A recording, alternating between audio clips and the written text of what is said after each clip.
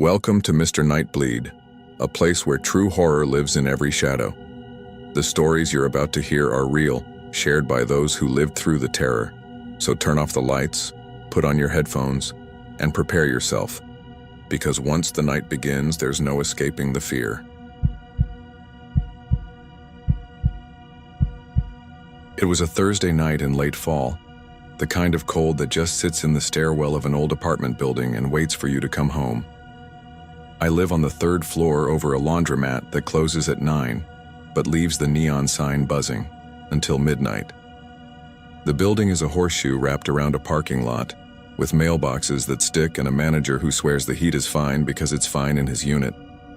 I'm 29, work IT help desk at a small place where the biggest crisis is usually a printer that thinks it's a fax machine, and I've been dating my girlfriend Hannah for almost a year. We aren't dramatic. She teaches at a preschool, laughs easy, falls asleep on movies right when the plot starts to matter. She has a younger sister named Mia who's allergic to everything, and a laugh that sounds like she's choking. We do Costco runs on Sunday. We fight about dishwasher loading patterns, that kind of relationship. The key was in a ceramic bowl by my front door, where I keep coins and receipts and the cheap aluminum flashlight you get free with a coupon. I was digging for a quarter because the laundry app crashed again and I needed the actual quarter slot. I felt it before I saw it. Different weight, that perfectly machined smoothness. Brass. Cut with a new blade. When I fished it out, it was a duplicate of my front door key. Not my mailbox. Not the back gate. My deadbolt. I stood in my socks with a plastic laundry basket on my hip and turned it around in my fingers. I only had 2 keys to the deadbolt. One on my ring, one hidden in the freezer behind a bag of peas because that's where my mom kept hers and old habits feel safe.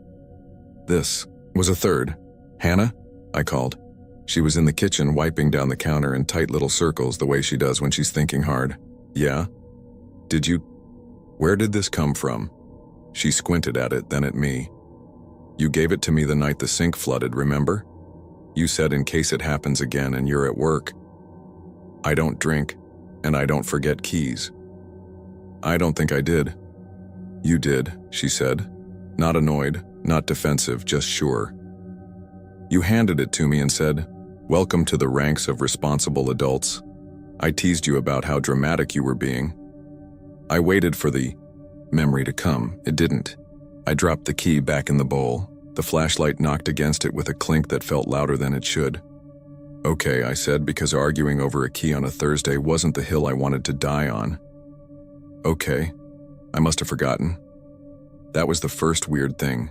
It's small when you say it out loud. It didn't feel small. The second weird thing was my coffee tin. I keep a metal tin of grounds on the counter. Every morning I twist it so the label faces out. It's one of those stupid neatness things you do when you live alone because guilty pleasures become rituals and rituals become rules. On Saturday morning, the label was facing the wall. I twisted it back and told myself Hannah probably bumped it. The third thing was a towel. I own 2 bath towels, a blue one with frayed edges and a white one with bleach stains from the time I thought vinegar could fix mold by itself. After I showered Sunday night, there were 3 towels hanging. My blue, my white, and another white. That wasn't mine. It was damp, not just from steam damp, recently used damp. I asked Hannah if she'd put an extra towel in the bathroom and she said no. Why would she? She uses mine or brings hers in her bag when she stays over.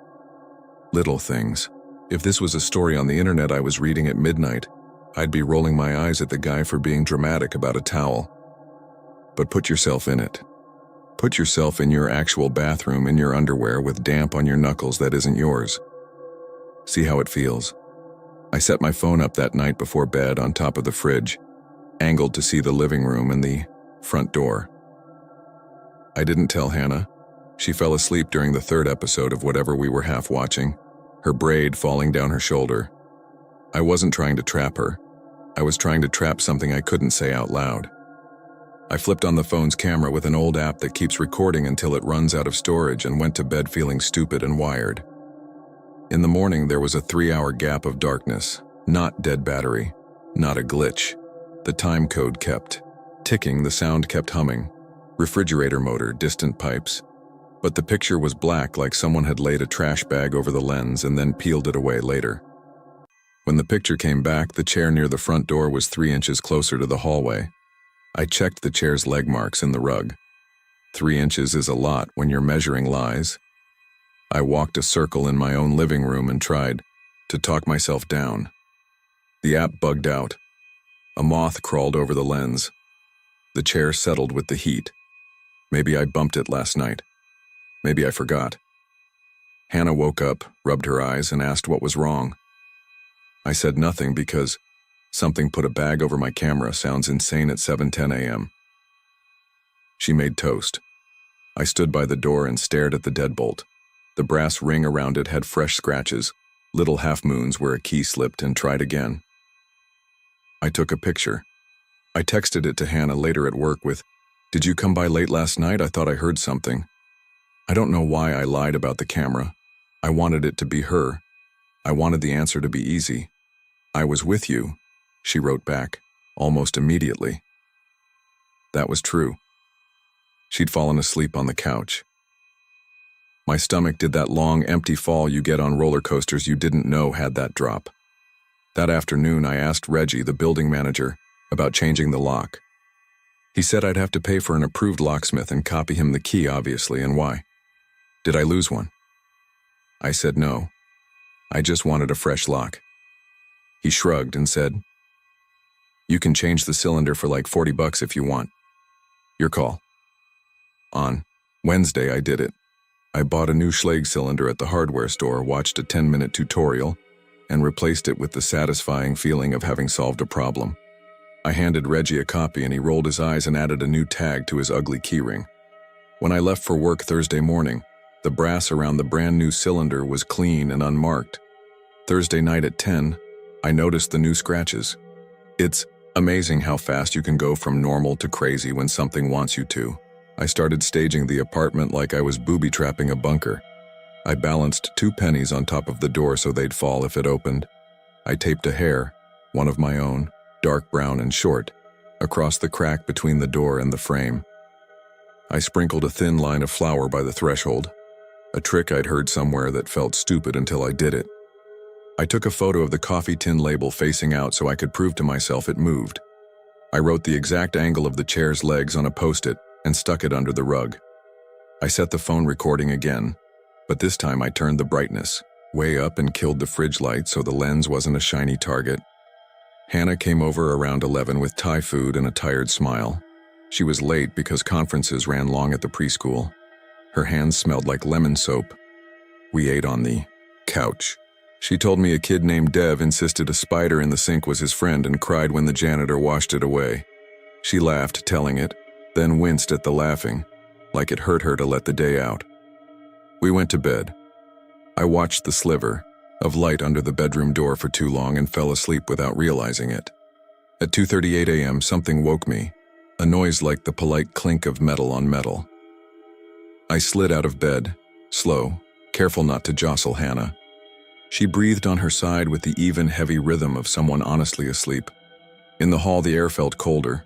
I stood in my t-shirt with my heart beating in my throat, listening. The faintest scrape. The sound a key makes when you miss the slot by a millimeter. I walked with my back to the wall, toes careful on the wood because everything feels louder when you want to be quiet. I palmed the kitchen counter and took the aluminum flashlight without clicking it on. I reached the edge where I could see the front door and froze. The pennies were on the floor. The hair was snapped.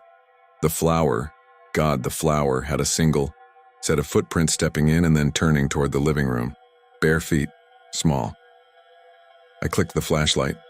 The beam shot down and lit white dust in shapes that didn't belong to me. The door was closed. The deadbolt was thrown. Whoever used the key had locked it again behind them like a neighbor with good manners. Something moved by the couch. A rustle. The kind of movement a person makes when they're caught and trying to decide if they should bolt or play dumb. "Hannah," I said, not because I thought it was her, but because I wanted the sound of her name in my mouth to do something to the dark. "Who's there?" The rustle stopped. Silence stretched so thin I could hear the refrigerator motor click and start. My throat made a dry sound I didn't mean to make. I took one step toward the couch and the flashlight trembled a little because my hand wasn't steady. Someone sat up. She was small. A woman. Hair pulled back too tight. The kind of ponytail that looks like it hurts. She squinted at the light and brought a hand up to shield her face, and all I could think was that the gesture was familiar. It was a gesture I'd seen Hannah do on sunny mornings when I lifted the blinds too fast. "Please don't yell," the woman said. Her voice was soft.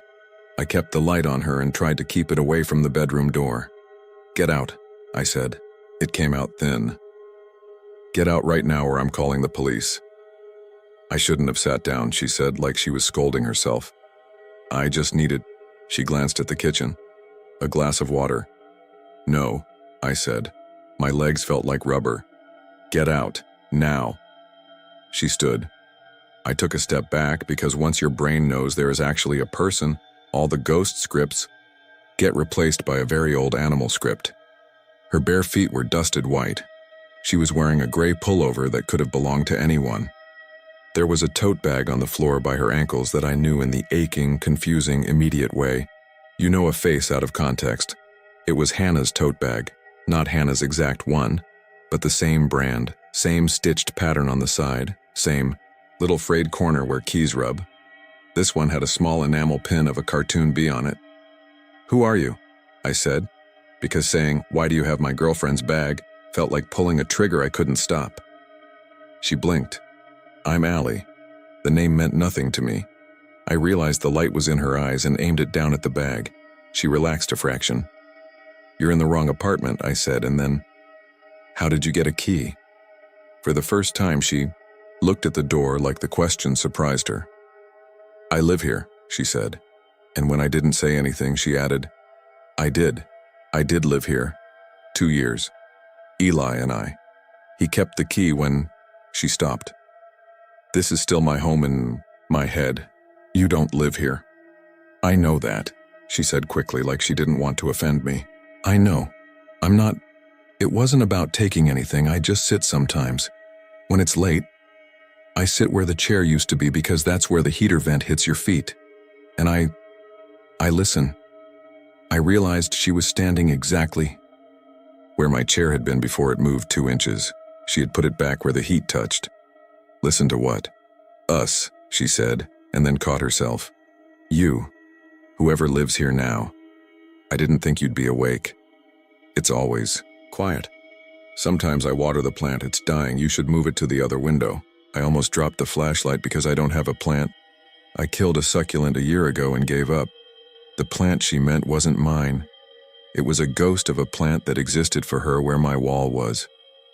I'm calling the police," I said, because nothing I could think to say would reassemble reality. She flinched. "Please don't. I'll go. I'll go right now." She reached for the tote bag, and I stepped forward without thinking because I didn't want her hands to come near me and I didn't know what she had inside. She froze with her fingers in the straps. Then she did something that made my skin peel a layer off from the inside. She smiled, a small, polite, embarrassed smile that was exactly Hannah's kind smile when she bumped someone with her cart in a grocery store. "You look like her," I said before I could stop myself. She looked up. "I know." "How do you know?" "Because I saw you two argue once," she said. Not unkindly, not gloating, just stating a fact like weather. "In the kitchen. It wasn't a bad fight. You were both tired. She doesn't like when you keep your shoes on. You don't like when she puts wet forks face down in the drying rack." I moved the light off her again because my hand was shaking more now. "You need to leave." She nodded and edged around me, barefoot in my flour, careful not to brush me. Her hair smelled like the kind of shampoo you buy when you don't feel rich enough for good shampoo. When she reached the door, she looked at the lock, at the new brass. "This one sticks," she said. "You have to pull the door toward you when you turn or it scrapes." She did it, pulled, turned, and the deadbolt gave with a clean click. She stepped into the hall and looked back once, and in that look, there was so much. Apology, nostalgia, A little bit of anger at me for being here when she felt like she still should be. That I shut the door like I'd seen something private. I stood in the quiet with the beam of the flashlight searching for a second person who didn't exist. My flower was a mess of powder footprints, and mine and hers. The pennies were on the floor. My hair was snapped clean like a magician's trick. I woke Hannah up then because I wanted a witness to what I was about to do. She came into the hall with sleep smashed into her cheek and listened while I said, "A woman with a key came into the apartment." She didn't say, "You're kidding." She didn't say, "Are you sure?" She went very still in the way I'd only seen once when we drove past an accident and she wasn't sure yet how bad it was. "What did she look like?" she asked. "Like you," I said, and felt pathetic as soon as I said it. Like I was accusing her of something and hiding behind a metaphor. Hannah's throat worked. "I need you to tell me exactly what she looked like." So I did. The too tight ponytail, the gray pullover, the tote bag with the B-pin. Hannah closed her eyes like she was trying to see it. When she opened them, she was older by a year. "Know who she is," she said. I waited because if you've ever felt the floor shift under you, you know better than to jump. "She dated Eli," she said.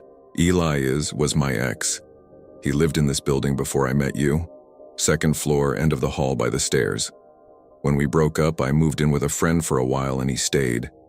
He gave me a key when I had to pick up my stuff because he was at work and his new girlfriend didn't like me. Her name was Allie. Everything rearranged itself in my head with a nasty click.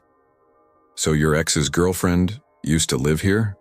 With, not here, she said quickly. No, he lived here. She stayed over a lot. Then she moved in officially, I think. I don't know. We didn't talk. I blocked him. She swallowed. When I started dating you, and I saw this building, I almost told you. I should have told you. It felt I didn't want to make it about him. How would she have a key to my unit? She shouldn't. Hannah's voice got thin.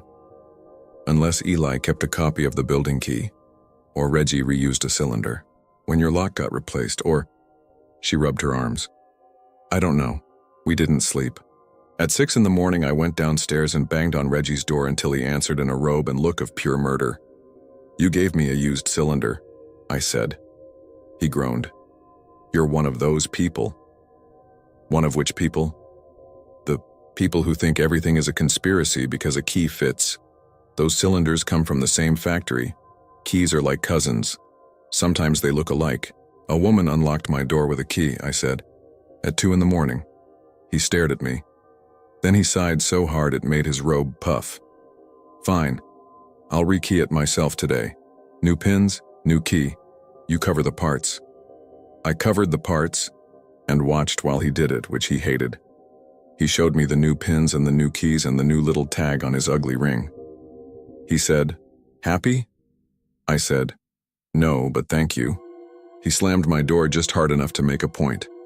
I also called the non-emergency line and filed a report that felt ridiculous to say out loud. The woman on the phone asked if anything was taken. I said no. She asked if the person threatened me.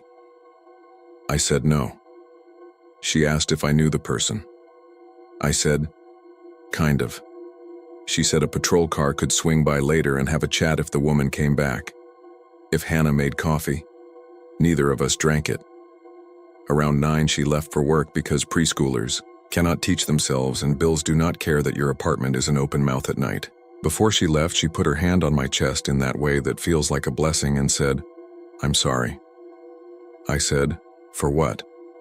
She said, all of it. The key. Eli. That building gravity that pulls stupid history into now. The day was normal in the way a day is normal when someone has walked through your living room with bare feet while you slept. I answered emails about password resets. I ate lunch at my desk because leaving the building felt like abandoning a post. Around 3, Allie texted me. I didn't give her my number. The text was from an unknown local number. I won't come back, I'm sorry. I left something on the kitchen counter. I stared at it until the words went out of focus. Then I went home. There was a small Ziploc bag on the counter under the coffee tin. Inside were 3 things. A copy of my old brass key, the one I'd replaced the first time, a tiny paper envelope with Schlag 5-pin printed on it, and a Polaroid photo. In the photo, I was sleeping on the couch. The angle was from the hallway by the bathroom. The blanket was twisted around my legs. You could see the TV reflect in the black window. The date scrawled in pen at the bottom was from 2 weeks ago, the night I'd fallen asleep watching a bad action movie and woke up with a sore neck. That night Hannah had been at her sister's. There was no note. I turned the Polaroid over like there would be an explanation on the back, because turning things over is what you do when you can't leave them alone. The back was blank. I called the number.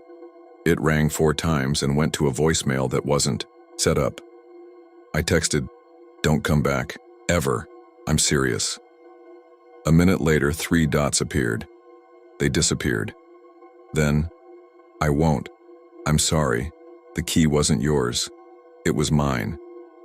I wrote, "What does that mean?" She didn't answer. That night I slept at Hannah's because I'm not a hero. Her apartment is on the other side of town, a place with better insulation and a landlord who actually sends emails. We ate pasta and watched a show where people fix old houses.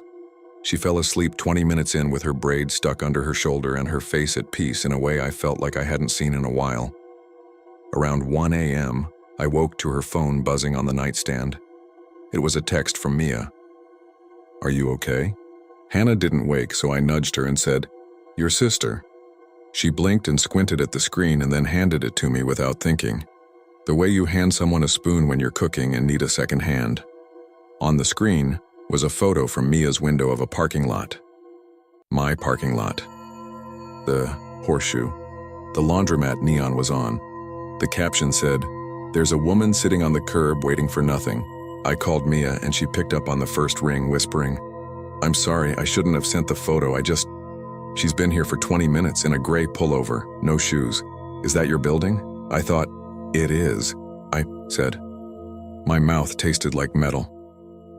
"Don't go outside, don't talk to her. If she tries your door, call 911. "She's not moving," Mia whispered. "She's just listening." I didn't sleep. At 6, I drove back to my place with Hannah beside me, gripping the strap on the door with both hands like we were on a roller coaster. The curb was empty. The neon was off. My door was locked. The flour was gone because I'd swept it. The pennies were on the table where I'd put them. The hair was new, taped tight.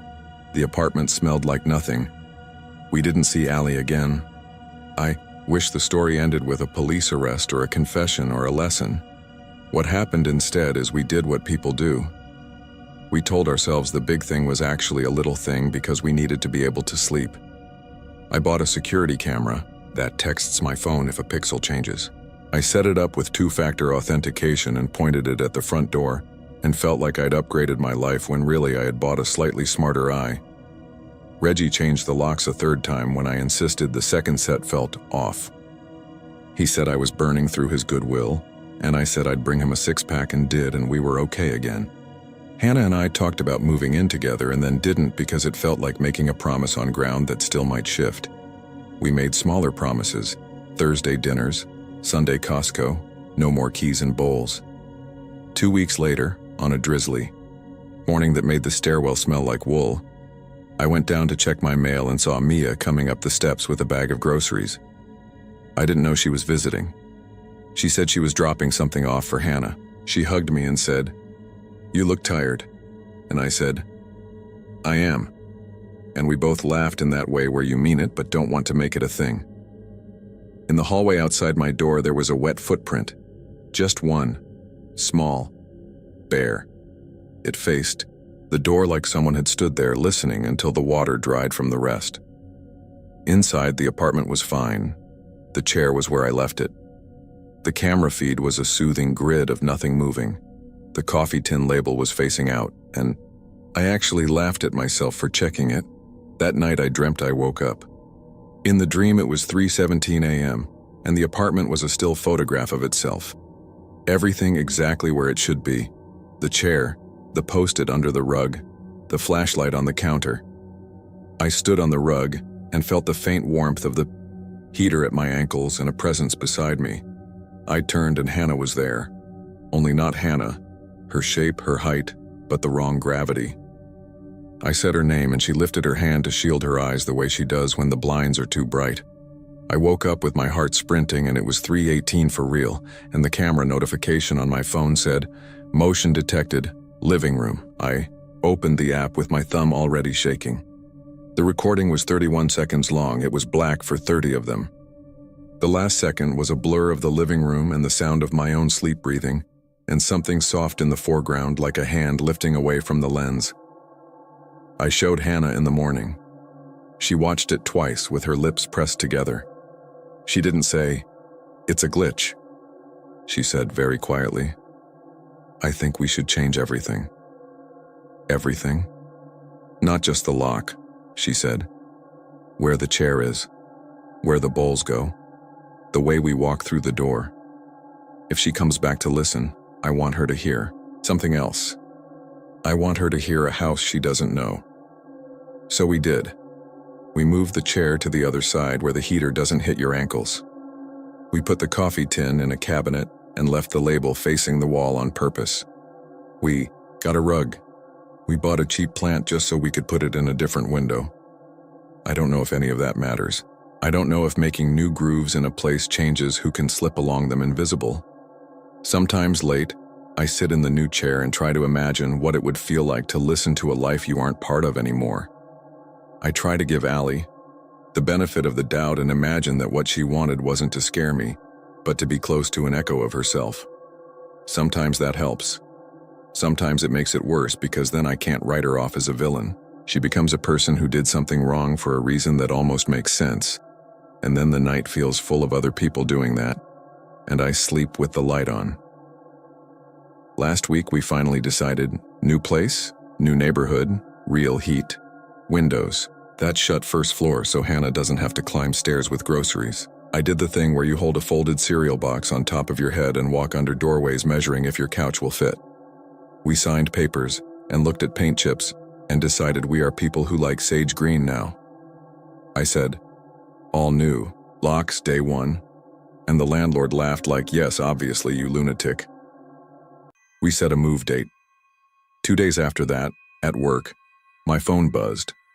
It was a text from an unknown number. "I won't come back," it said. I meant it. I stared at it until the letters were just shapes. Then I wrote, "Thank you." I meant that. I don't know if she meant it. I don't know if she has a spare key to a day I haven't lived yet. That night I packed the ceramic bowl that used to sit by my door, the one that started this whole thing. I wrapped it in newspaper and taped the box and labeled it Misk. When I carried it to the stack in the living room, something slid inside and thunked against the ceramic. It was the sound a small heavy thing makes when it shifts its weight. I cut the tape with my thumbnail and reached in. The bowl was cool. In the bottom was a brass key. Not to my apartment, to something old, flat-headed, different cut, shiny, like it had never been used. There was a tiny sticky note stuck to it that just said, in someone's careful handwriting, "Front gate."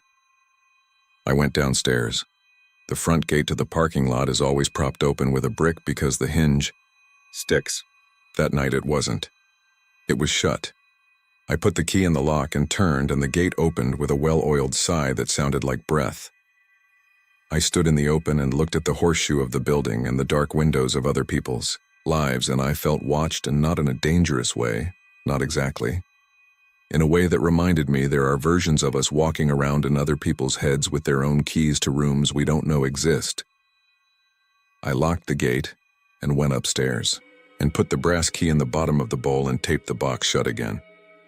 I didn't tell Hannah, not because I was keeping a secret. Because sometimes the terrible, ordinary truth is simple. I do not know what is mine and what isn't.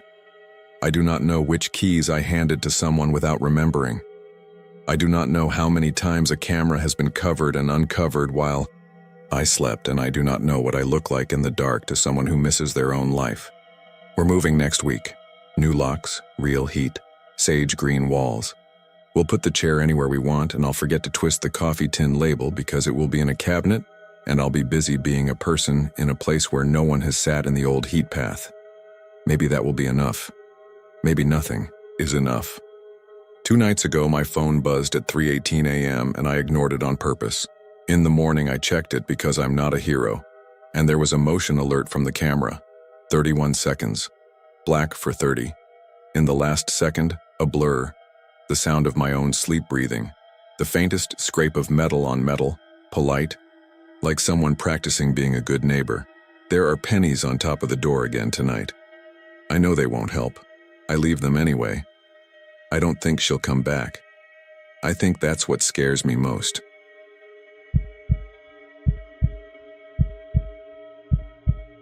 I want to say it started because I was tired and not paying attention, because that would make me feel less crazy.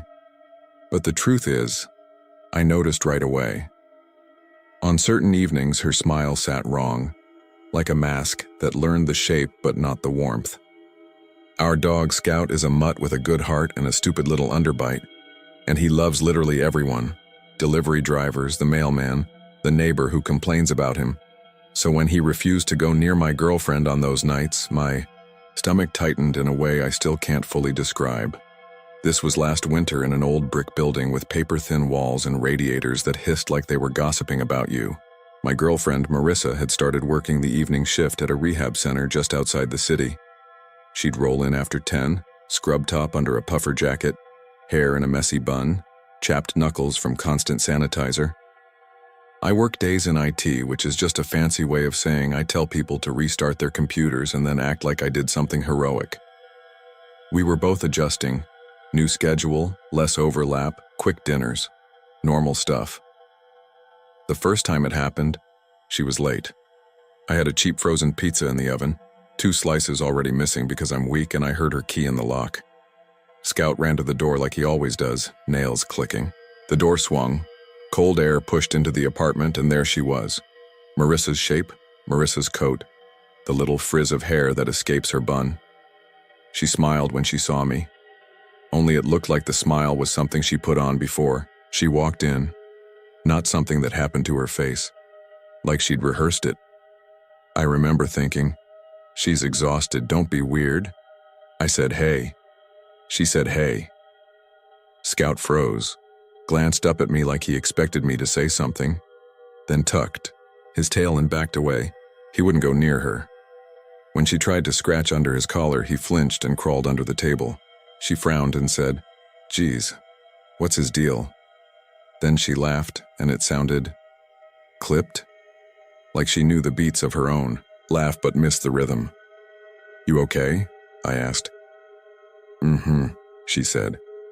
Just cold. That should have been it. People have off days and stiff smiles when they're half frozen from scraping ice off their windshield. I told myself she was worn out. We ate. She told me a story about a client who tried to sell her an antique lamp he found in a dumpster, punching the word antique just like she always does. I watched her face while she talked. It looked fine when she wasn't smiling. Scout came out from under the table only after she'd taken a shower and put on her old college hoodie. He approached her from behind while she was on the couch, sniffed, and then laid down 3 feet away with a long, worried sigh, like he'd decided it was the best he could do. That should have been it. I keep saying that. But it wasn't. A week later, after another late shift, I woke up thirsty around 3. The apartment was dark except for a blue strip of light sneaking in from the street through the blinds. I padded into the kitchen without turning on the overhead, grabbed a glass, and stopped. Marissa stood by the sink facing the dark window, shoulders hunched like she was bracing against a storm. Her phone sat face down on the counter. I opened my mouth to say her name, but before I did, I heard it. She was practicing her laugh. It sounds funny writing it out. She was trying on her laugh the way you might try on a voice for a presentation. Short versions, longer ones, the little choke she does when she's really belly laughing at something dumb. But it wasn't right. Every version stopped too cleanly, like someone letting go of a button. I stood there for several seconds and tried to make sense of it. Maybe she'd watched a video of herself and got self-conscious. Maybe she was trying to shake off something heavy. I finally said, "Babe?" And she jumped so hard the glass tapping the sink clinked like a bell. "Oh my God," she said, a whisper laugh, perfectly normal. You scared me. I don't know. The word she didn't say was practicing. I pretended I hadn't seen anything. I turned on the faucet, drank, went back to bed. When she slid in 15 minutes later, she was warm, and she fit against me just right, and I decided I'd imagined the whole thing. After that, I started noticing all the wrong little things. Her texts had slight differences on those nights. No lol, periods where she usually wouldn't bother with punctuation, using the word anyway instead of anyways. She reached for the salt with her left hand even though she's a righty. She didn't hum while brushing her teeth. She forgot the name of my nephew's teacher, which sounds petty, but we'd made fun of his teacher's name, Mr. Bird, so often that it had become a bit. She called him Mr. Bird with a Y, then insisted she'd always said it that way, which is how arguments over dumb things begin. On the nights her smile sat wrong, Scout would park himself by the bedroom door and stare at her as if she were a person-shaped problem he couldn't solve. He'd let out a single quiet huff every few minutes like an alarm that only he heard. "It's creepy when he does that," she said once. I almost said, "You're being creepy too." I didn't. I tried to talk to my friend Drew at work without sounding insane. I framed it like I was writing a Reddit post. "Have you ever had your partner come home and seem slightly off?" "Like off as in mad at you," he said. "Like off as in like they're wearing themselves," I said. "Badly." Drew looked at me over the edge of his mug. "You sleeping okay?" "Not really." He shrugged. "Winter drags, your brain's gray. Her brain's gray. Dogs pick up on stuff, it'll pass." I wanted it to be that simple. I started paying attention to the building instead. The hallway lights took a second to flare when you walked by, giving you a short preview of yourself in the reflection of the front glass door. Our neighbor across the hall, Mrs. Alvarez, jammed her door with a wedge because her latch stuck, and she'd mutter to herself in Spanish while hauling groceries. The Super Ken wore fingerless gloves, even inside because the boiler never quite kept up. The elevator shifted and moaned like it regretted every floor. This was my world, familiar and squeaky, and it helped me ignore the things sitting wrong in my own apartment. Then I checked our door cam footage. We put a dumb little camera over the door last year after someone rummaged through the mail. Most nights it captured nothing useful. Me leaving in the morning, Marissa coming home later, the neighbor's teenage daughter taking selfies in the hallway with the good lighting. One morning while she slept, I scrolled through the previous night because they'd had a blizzard warning and I wanted to see if the plows came through. At 10:16 p.m., the camera showed Marissa in her puffer jacket, cheeks pink, hair escaping the bun, digging for her keys. She smiled at the camera like she always did. She started doing it as a joke, giving the camera a cheesy grin and a sweep of her hand like she'd arrived at a premiere. And then she went inside. The timestamp jumped to 11:03 p.m., and the view was still. At 11:41 p.m., the motion detector clicked and the video started again. The frame showed the empty hallway. Then a few seconds later, someone stepped into view. It was Marissa. Same jacket, same bun, same shape in the coat. Only she didn't look at the camera. She stood with her back to our door like she'd already gone inside and changed her mind. Then she turned slowly, and where the cheesy grin normally came, the face stayed serious, almost studying the lens. She raised her hand like she was about to knock. Then she put her knuckles down without touching the wood and walked out of frame. 30 seconds later, you could hear a sound we never heard from the other side of the door, like someone whispering against it. The audio isn't great. It could have been the radiator. But when I replay it, I hear breathing. I woke Marissa up and showed her. She blinked at the screen, frowning. "That's me coming home at 10, she said, pointing. I remember fumbling with my keys. "And this?" I said, scrubbing to 11:41. She stared longer. "I have no memory of that," she said, which would be a normal thing to say if she followed it with a laugh. She didn't laugh. Her face looked closed like a hand over water. "Do you think someone's messing with us?" I said. "Like copying your look? The neighbor? The teenage girl across the hall?" Mrs. Alvarez is 65. Her daughter is 13. The idea felt embarrassing as soon as I said it. Marissa chewed her lip, and I wished she'd stop because suddenly even that looked like something that could be performed. Maybe your camera glitched, she said. Like it re-recorded me. Cameras don't re-record people doing different actions at different times, but I shut up. When you live with someone, the choice not to fight is as real as anything else. You do together. The next time she came home with her smile wrong, Scout refused to enter the kitchen. He stood in the doorway trembling, fur puffed along his spine, a small sound rasping out of him. He's being dramatic, she said. She went to the fridge and opened it like she was trying to remember what the props were for. Do we have lemons? Since when do you use lemons? I said. She looked at me blankly, then laughed, too precise, and said, I'm kidding. Later that night, I woke again around 3. If I had to identify the first real moment I felt afraid in my own home, it wasn't the door footage or the dog.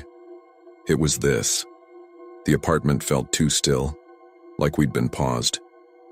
I lay there listening, and in the quiet I heard a shape of sound that wasn't a sound. The pocket of air that opens when someone is holding laughter in their throat. I slipped out of bed. I don't know why I didn't wake her. I padded down the hall to the kitchen. The overhead light was off. The microwave clock threw a green square onto the counter. Marissa stood facing the window again, but this time her head tilted toward the dark pane like she was waiting for an answer. She made the laugh again. It came out almost perfect, then stopped like a cut wire. I watched her roll her shoulders and try again. On the third try, she added the hitch that is so her, and I almost said, good. That's it, you got it. And then something in my chest burned cold because I realized that was exactly what she wanted to hear. She must have felt me. She turned, and the smile appeared on her face so fast it made me think of dropping a mask onto a hook. Hey, she said softly. Couldn't sleep? I nodded. Me neither, she said. Come back to bed. I did. I didn't touch her. I lay there, pretending not to hear her breathing practice the rhythm of sleep. I told myself I'd handle it, that I'd bring it up gently with her, maybe blame it on the door cam and ask if she'd be open to talking to someone, a counselor, a doctor, anyone. I couldn't find a version of that conversation that didn't sound like I was accusing her of being an alien, so I waited for the version of her that felt fully like her. On those nights, Scout would flop in her lap, kicking his back leg while she scratched his spot. She'd eat popcorn by throwing pieces and catching them like she always did. And one would bounce off her nose and I'd know we were okay. Then she'd go to work and I'd be alone with my thoughts, which were the worst company. The next time we saw my parents, my mom hugged Marissa and said, "You're too thin," which is what she says to everyone. At dinner, Marissa told a story about her brother getting lost in the grocery store when he was 7, and I watched my mom watching Marissa, trying to figure out what can be seen by people who haven't been living inside the same weird week. Apparently nothing. Later, my dad asked about my car battery and if I'd gotten the oil changed. The most normal conversation in the world. Sunday night, I took Scout out for a last walk. The air had that metallic feel right before a snow. When we came back in, the elevator was out again, so we climbed the 4 flights, Scout's breath puffing, like he'd become a steam engine. On the 3rd floor landing, Mrs. Alvarez cracked open her door. "Your girlfriend was standing outside your place for a while earlier," she said. I almost asked her if she needed something, but then she went in. "What time?" I asked. She shrugged. "Late. I was packing lunches." She nodded at Scout. "He's a good boy.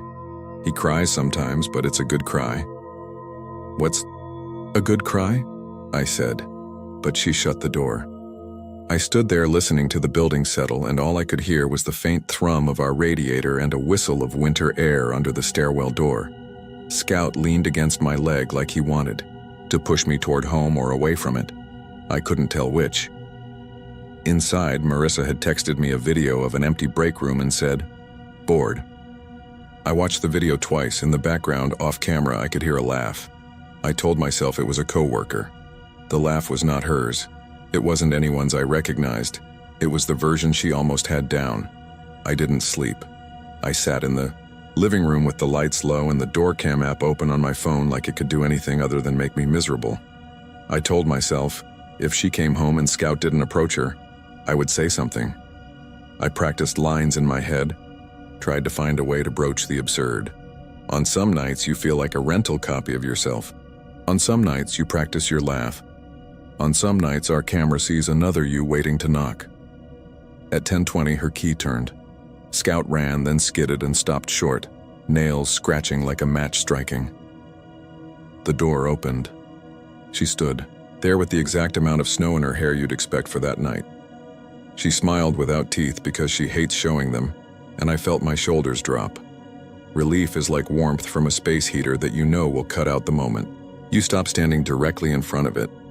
We watched a dumb show about people buying tiny houses. She threw popcorn and missed half the time on purpose to make me laugh.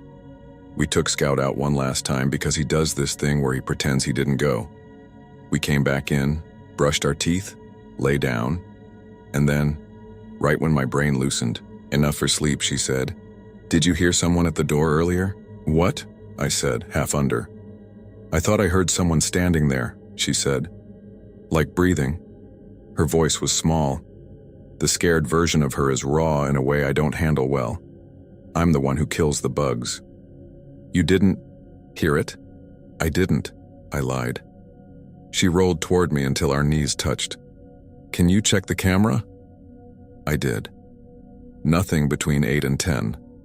I held the phone so the screen's glow wouldn't hit her face and watched the empty hallway. I didn't tell her that the motion sensor sometimes failed at the exact wrong times. The day after, she texted, "Running late, double charting." Then, "Phone might die." Then nothing. At 10:45, my phone buzzed with her name and I answered immediately. The line connected, stayed silent. "Marissa?" I said. The silence changed shape, and I realized I was hearing a room, that hollow break room sound, a vending machine far away, a TV murmuring. Then a soft laugh made, of perfect beats and no warmth at all. "Who is this?" I asked, sudden heat in my face. "Babe," she said, and it was her, the real file, the person I knew down to her stupid socks. "Sorry," I set the phone down. "What's up?" "What was that laugh?" I said. "Are you with someone?" "Yeah, Liz," she said, naming a coworker I'd met twice. "Why?" "No reason," I said. "Call me when you're leaving." "I will," she said. Then after a beat, "Are we okay?" "Of course," I said. We weren't. Okay is a tiny boat with too many holes. I decided I'd wait for her to call and then meet her at the building's front door, because suddenly it felt important that I be the one to let her in. While I waited, Scout paced a 3-step route from the rug to the door and back. Every time the pipes knocked, he flinched. I held his collar and he leaned into me so hard it felt like he was trying to put himself inside my ribcage. At 11:22, her name lit the screen again. "Leaving now," she said. "Phone at 5%. See you in 15. I grabbed my coat and the leash and we went downstairs. My breath fogged in the lobby. I could see my reflection in the glass door, and beyond that the empty steps and the snow filtering through the streetlight like static. I stood there and watched the snow until I saw the shape of her coming up the steps. Scout started wagging, then stopped so abruptly I thought he'd seen a ghost, which is the stupidest thought I've ever had. She reached the door and I put my hand on the handle to hold it closed for just a second, like I was bracing it against a gust of wind. She looked up at me with that almost smile and tilted her head. The tilt wasn't hers, it was maybe 5 degrees too much. She tapped the glass with her fingernail.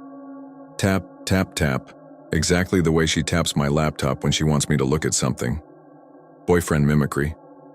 "Let me in," she said, loud enough to come through the glass. "Tell me something only you'd." "No," I said, meaning to make it a joke and failing. She smiled wider, too wide, and then controlled it. "Evan," she said, softer now. "You're being weird. I'm freezing." "Tell me where we left the space heater," I said. "Tell me what we argued about last Sunday." She breathed on the glass and drew a little heart with her fingertip, like a person making a perfect imitation of a human doing a cute thing. Behind me, Scout made a noise like a whine pulled tight until it turned into a whistle. The elevator cables hummed. The radiators clanged. Somewhere outside, a car door slammed. In the distance, I heard the muffled sound of my phone buzzing in my pocket. I didn't take my hand off the handle. I pulled my phone out and looked down, and the name on the screen was Marissa, with her little selfie. I looked up at the woman on the other side of the glass, and she looked back, and in the 2 seconds my eyes moved from one to the other, she changed her face. Not the features, but the expression. She stopped being annoyed. She went open. She tilted her head the right amount. She warmed the eyes. If she hadn't practiced, I wouldn't have noticed, I answered. "Hey," I said, not taking my eyes off the woman at the door. "Hey," said Marissa, real, exhausted, a cough in her voice from talking all night. "I'm outside. Uber just dropped me. Can you buzz me in? My hands are ice." "I see you," I said to both of them. There was the smallest pause on the phone. "What?" she said. "Stay there," I said. I didn't buzz. I didn't open. I watched the woman at the door copy the way my real girlfriend warms her hands under her armpits. She pressed her palm flat to the glass and spread her fingers, like she wanted to feel my warmth through it, and the thought came, uninvited and perfect. She wants feedback. "Evan," said the voice in my ear, and it was just a woman with chapped knuckles and a bag that needs a new strap, standing on the steps looking up. My heart was beating in my neck. I said, "What did we argue about last Sunday?" Too loud and too fast, and I heard my voice echo in the lobby like a person who'd finally decided to make a line in the snow and stand on it. "We didn't," she said right away. Then, "No, the crying thing. I said Scout's cry is like it's good, and you said, 'What's a good cry?' and then you laughed." The woman in front of me tilted her head too far again and corrected. Immediately. She couldn't know that. She could only copy it after she heard it. I buzzed the door. The lock stuttered. The woman in front of me pressed the handle and pulled. Nothing. The buzzer had opened the inner door, not the outer. Our building is dumb that way. You need the actual key for the outer door at night. "I'm on the south side," said the phone. "The steps. Can you go to the north door?" I said. "I'll meet you." The woman at the south door stopped pushing. She looked at me the way you look at a puzzle that has flipped itself over. Then she smiled again, and I got the feeling that the smile wasn't for me. It was for later. She walked backwards down the steps without turning away, which is such a small, stupid thing, but you don't realize how rarely people do it until you see it twice. Then she turned and disappeared into the snow. I ran down the hall to the north side. Scout, instead of tearing ahead, leaned back on the leash. I dragged him. I turned the corner, and there she was. Marissa in her stupid gray beanie with the pom-pom, cheeks red, key already out between her fingers like a weapon. She saw my face and said, "What?" "I thought I saw—" I began and stopped. Any version of that sentence sounded like something you can't take back. "Come on." We went in. I locked both doors. I chained them. I checked the hallway. I checked the stairwell.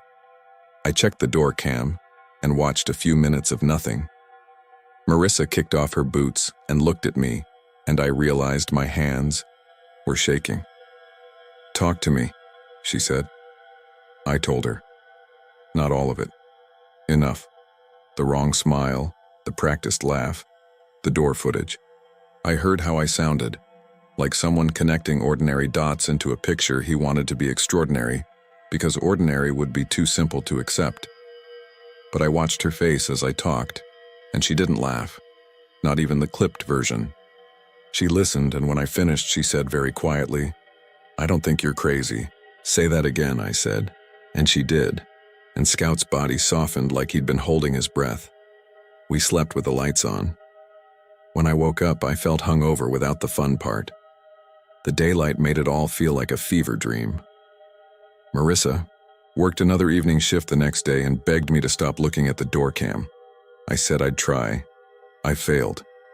At 11:27, it caught the empty hallway, and at 11:29, someone walked past in a puffer jacket without looking at the camera.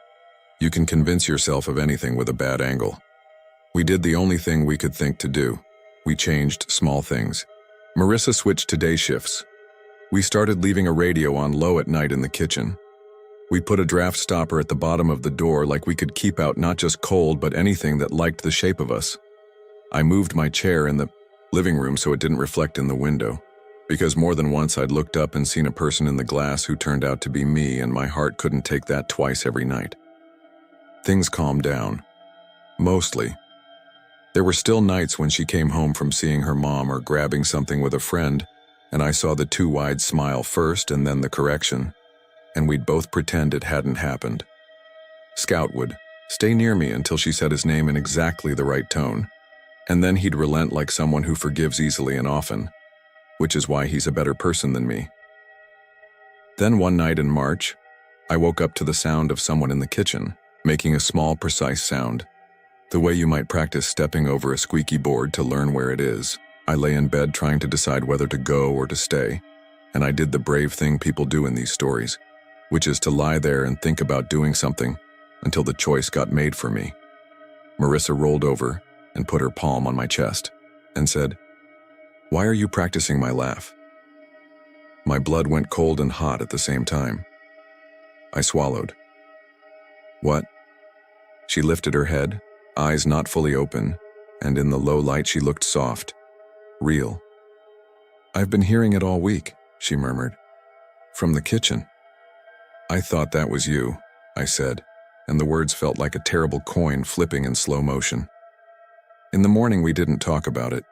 Small changes continued to be our strategy. New toothpaste, new route for Scouts Walk, new playlist. We were pretending to be new people and hoping the thing that visited liked the old version better.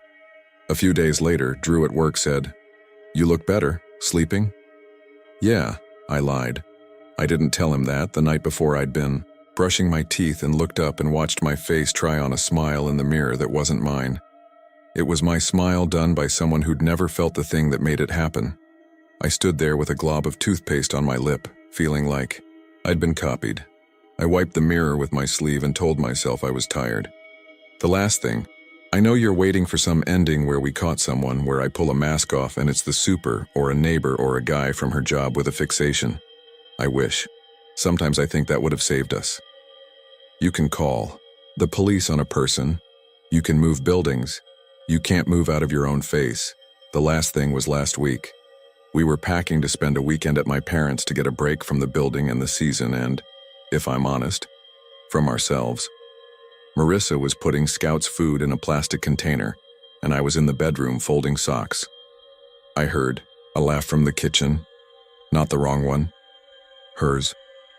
Bright, easy, perfect. It made me smile before my brain caught up. I said, "What?" "Nothing," she called, but her voice came from the hallway, not the kitchen. She was standing in the doorway watching me. "Did you say something?" she asked. I looked past her toward the kitchen. The light was off. The radio was off. The apartment was quiet. "I thought you laughed," I said. "I didn't," she said. Scout put his head up from the bed and watched both of us like we were two people he wanted to keep separate. We didn't stay the weekend. We said we would, and then we didn't. We told my parents something came up. We lay in bed and stared at the ceiling and held hands like we were crossing a street. The building still has its noises.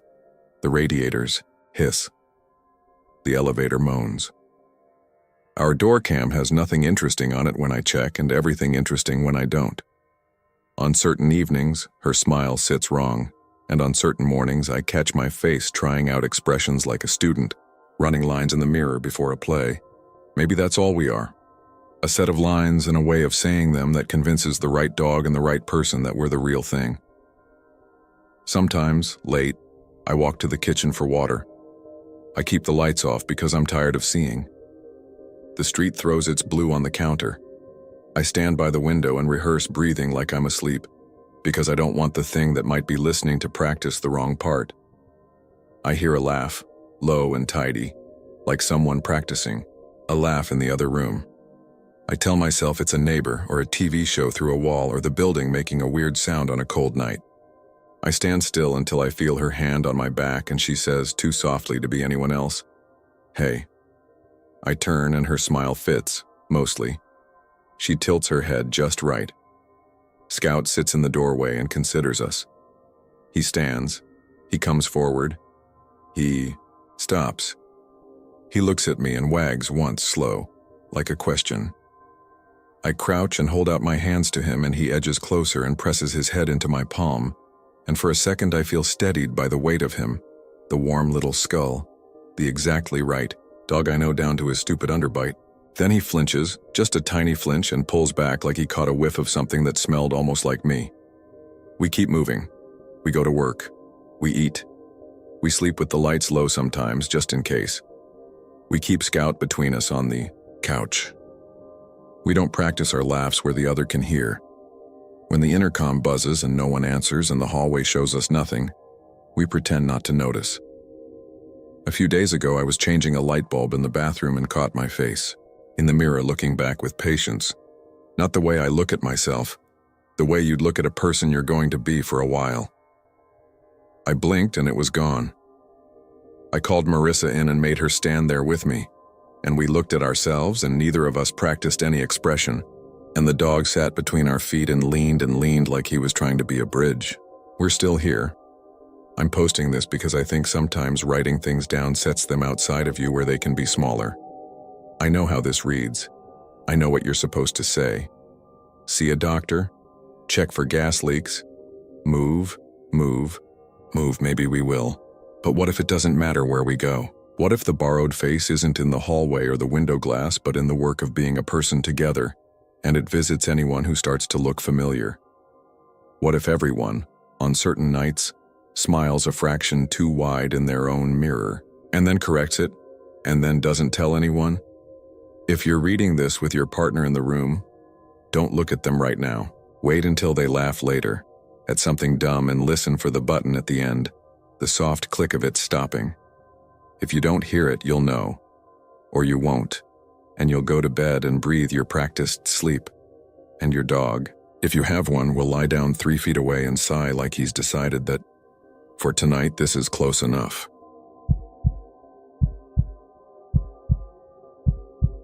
I used to think a high water bill was one of those boring adult problems like loose cabinet hinges or a squeaky fan belt. You grumble, you pay it, you forget it. That was before the bills started doubling, then tripling, and before I learned what a toothbrush sounds like when it moves through someone else's mouth on the other side of your bathroom wall at exactly 2:06 a.m. This was last year, in a squat old brick apartment building on the edge of downtown, the sort of place with radiators that clank like they're chewing nails and hallways that smell like dust stuck in the 70s. My girlfriend, ex now, Maya, stayed over 2 or 3 nights a week, and most of our neighbors were single people who worked weird hours. A nurse upstairs, a guy who drove nights for a parcel service, a grad student who slept all day and played drums at 10 p.m. The building wasn't nice, but it had charm. Big windows, real wood doors, a bathroom with hex tile that was probably original. When I got the first big bill, I figured I'd left the shower running or the toilet flapper was leaking. It jumped from $19 to $49. Annoying, but whatever. I replaced the flapper, watched the bowl like a hawk, no ripple of water. I checked the tank with food coloring to see if there was a slow leak. Nothing. The next month it was 91.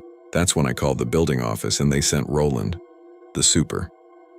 Roland was one of those guys who kept a cigarette in the corner of his mouth even when he was chewing gum. He knocked on pipes, put his ear to the wall, shrugged in a way that said, "I've seen worse." "You on the top floor?" he asked. "Second. Out of 3. Then it ain't roof runoff."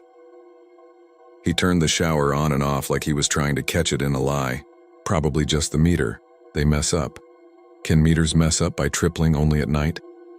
I didn't know why I said that. It felt true. I had this vague memory of waking up at 3 in the morning and hearing water somewhere. Not the toilet, not the sink.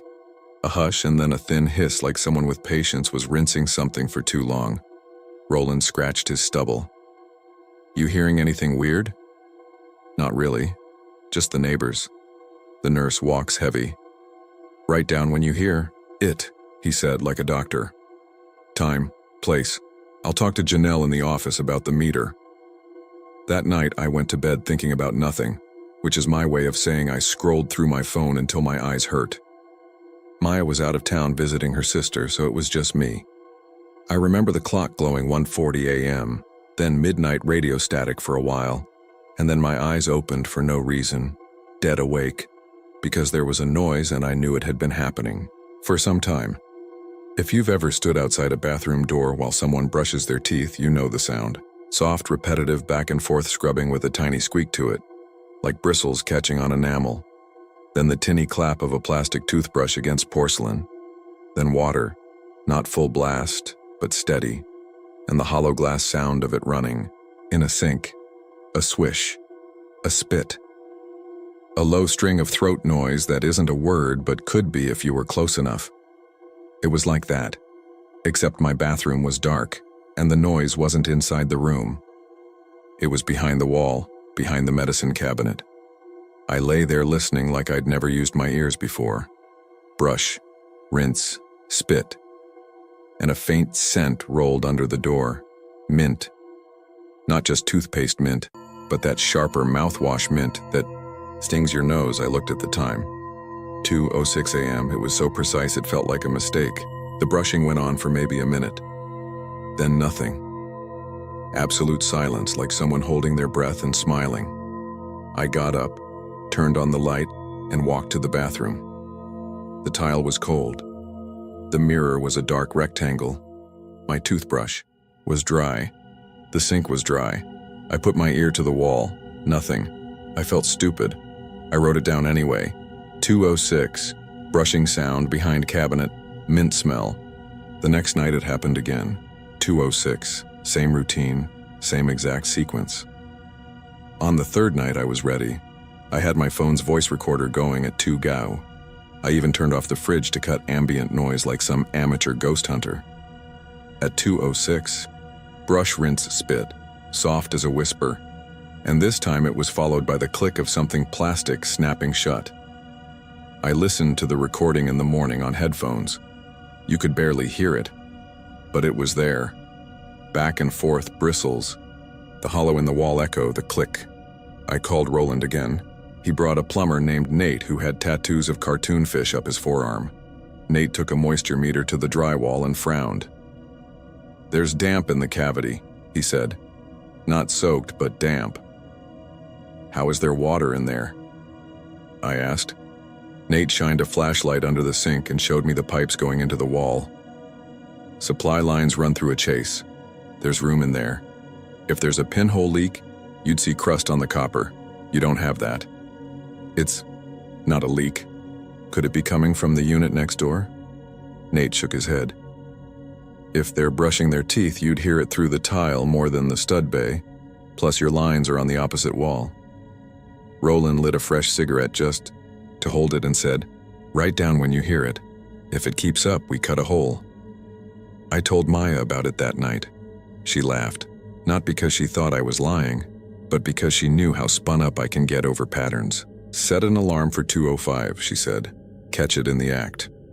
"I already did," I said. "I have audio." She stopped laughing. "Play it." We both leaned over my phone. When the brushing came through, slow and steady and weirdly intimate, in the way something is when you're eavesdropping on it. She put her hand on my arm and squeezed. "That is creepy," she said quietly. "Like they're right there." "It smells like mint," I said, not sure why that mattered so much. "Of course it does," she said and tried to make a joke. "Imagine if it smelled like cinnamon. That would be the real crime." We slept with the bathroom light on like children. I woke at 2:06 and the sound was there again. Maya didn't wake up for the brushing, but she jolted awake at the little plastic click, like when you snap a travel case shut. She grabbed my wrist and whispered, "That." We both crept into the bathroom. The smell was stronger. Spearmint. The medicine cabinet's mirror reflected our faces like we lived in a cheap horror movie poster. I tapped the glass, then tapped the drywall beside it, and I swear the wall felt cooler in a rectangular patch, like there was open space directly behind it. In the morning, we checked the water meter in the basement. This was Maya's idea. She worked admin at a physical therapy office and had a gift for practical details that made me feel like a child. She found our unit's meter in a dusty row of them, and we watched the little red triangle spin when I opened my kitchen tap. That night, we came back at 2 a.m. and stood in the damp concrete room with our phones, shivering from the cold and adrenaline. At 2:06, the triangle started turning. No one in the building was awake. Nothing in my unit was on. The triangle spun smoothly for about a minute and then stopped dead. Maya mouthed the words, "What the hell?" We went upstairs. The apartment smelled like mouthwash. I can't explain how it moved through the air so fast or why it felt like it wasn't just smell, but a presence. Someone had done something they expected us to notice and enjoy. The office didn't laugh when I told them anymore. Janelle promised to send Roland back with permission to open the wall. We had to wait 3 days for that, which I spent not sleeping much and developing this mild obsession with exactly where the sound originated. I'd lie in bed with my eyes closed and picture the studs, the drywall, the chase. I borrowed a cheap borescope camera from a coworker, the kind you plug into your phone. After dinner on the second night, I popped the medicine cabinet off its screws. Behind it was the drywall, and behind that, well, I didn't know yet. I drilled a tiny hole big enough for the camera. When I pushed the lens through, a wash of cold air touched my knuckles. My heart started going like I'd run full sprint. The camera showed darkness, and then, when I panned left, a narrow shaft. The light from the lens picked up the corner of something white and plastic about 2 feet below the hole, like a travel soap dish sitting on a ledge. I felt dizzy. I pulled the camera back and listened. From somewhere below us came a door slam and a voice, a TV maybe. Maya touched my shoulder. "Don't go further," she whispered, like we were going to wake something up. In the middle of all this, normal life kept happening. I went to work. Maya sent me texts about a stray cat her sister found. We folded laundry and ate cereal out of coffee mugs because all the bowls were in the dishwasher. And then 2:06 would come, and the air in the apartment would change, as if the building took a breath and someone who understood the structure better than me moved within its lungs. On the morning Roland came back to open the wall, Maya was pale. She had this travel kit her dad gave her years ago, a leather one with her initials embossed. MG. It had gone missing 2 weeks before this started, and we'd looked everywhere. Under the bed, in the trunk of my car, in the pockets of her work tote. We joked that it slipped between realities, like socks. She stood in the doorway with her arms crossed while Roland scored a rectangle with a utility knife and pried the drywall off with a flat bar. Behind the wall was exactly what I'd seen with the camera. A dim vertical shaft between studs and a little below the hole, a flat run of old masonry that must have been part of the building's original bathroom. The air coming out of there was cool and chemical. Roland stuck his flashlight in and swore softly. "What?" I asked. He reached in and lifted something white and plastic. It was a travel toothbrush case. I could see a smear of dried toothpaste along the inside where the bristles would rest. He handed it to me automatically like a magician forcing a card. I opened it. Inside was Maya's travel toothbrush. Not the cheap throwaway from the pharmacy, but the exact one she'd lost. The one with the tiny scratch near the rubber thumb, grip where she'd dropped it in a hotel once. I felt it before my brain allowed it, like déjà vu. The bristles were bent in a curve, like they'd been used by someone who pressed too hard. Under the toothbrush was a crumpled, travel-sized tube of toothpaste, the brand Maya liked, squeezed from the wrong end. I looked up at Maya. She had her hand over her mouth. "That's mine," she said. How? Roland, to his credit, didn't make a face like we were making a big deal out of nothing. He shined his light deeper into the cavity. "There's stuff down there," he said, "like a little shelf."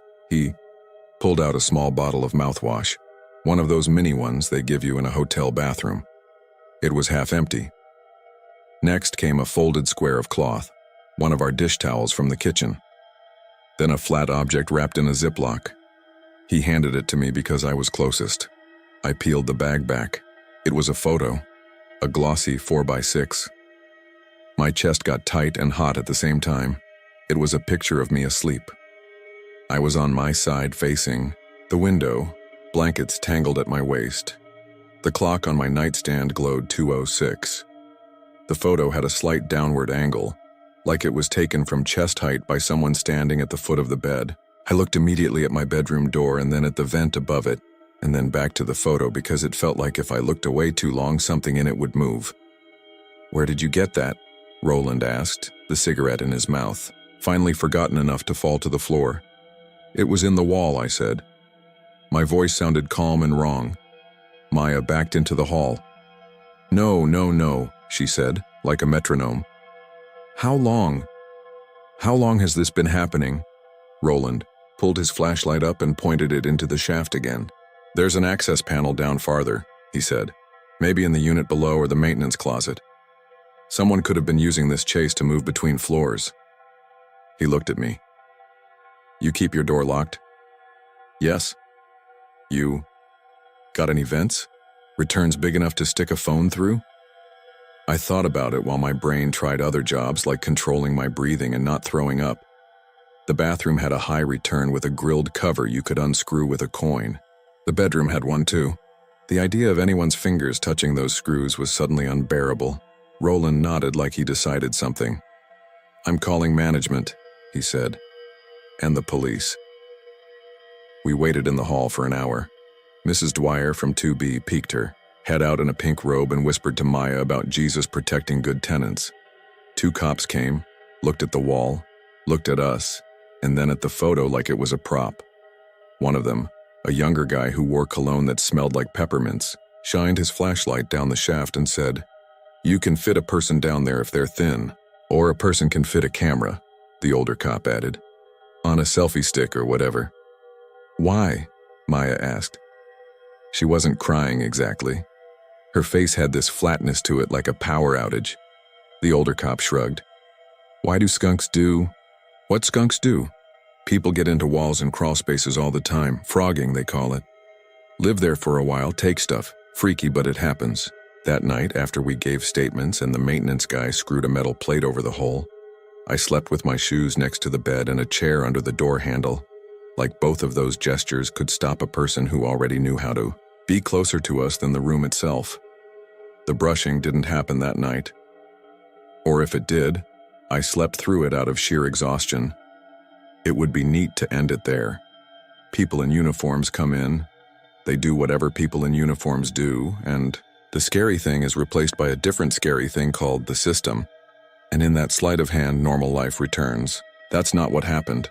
Management offered to move us to a different unit while they investigated building integrity. We said yes without even looking at the new place. It was on the 3rd floor, facing the street. Maya stopped staying over, then stopped calling as much, then said she needed space. It wasn't the wall, not just that. It was how fast the wall made me into a person she didn't know.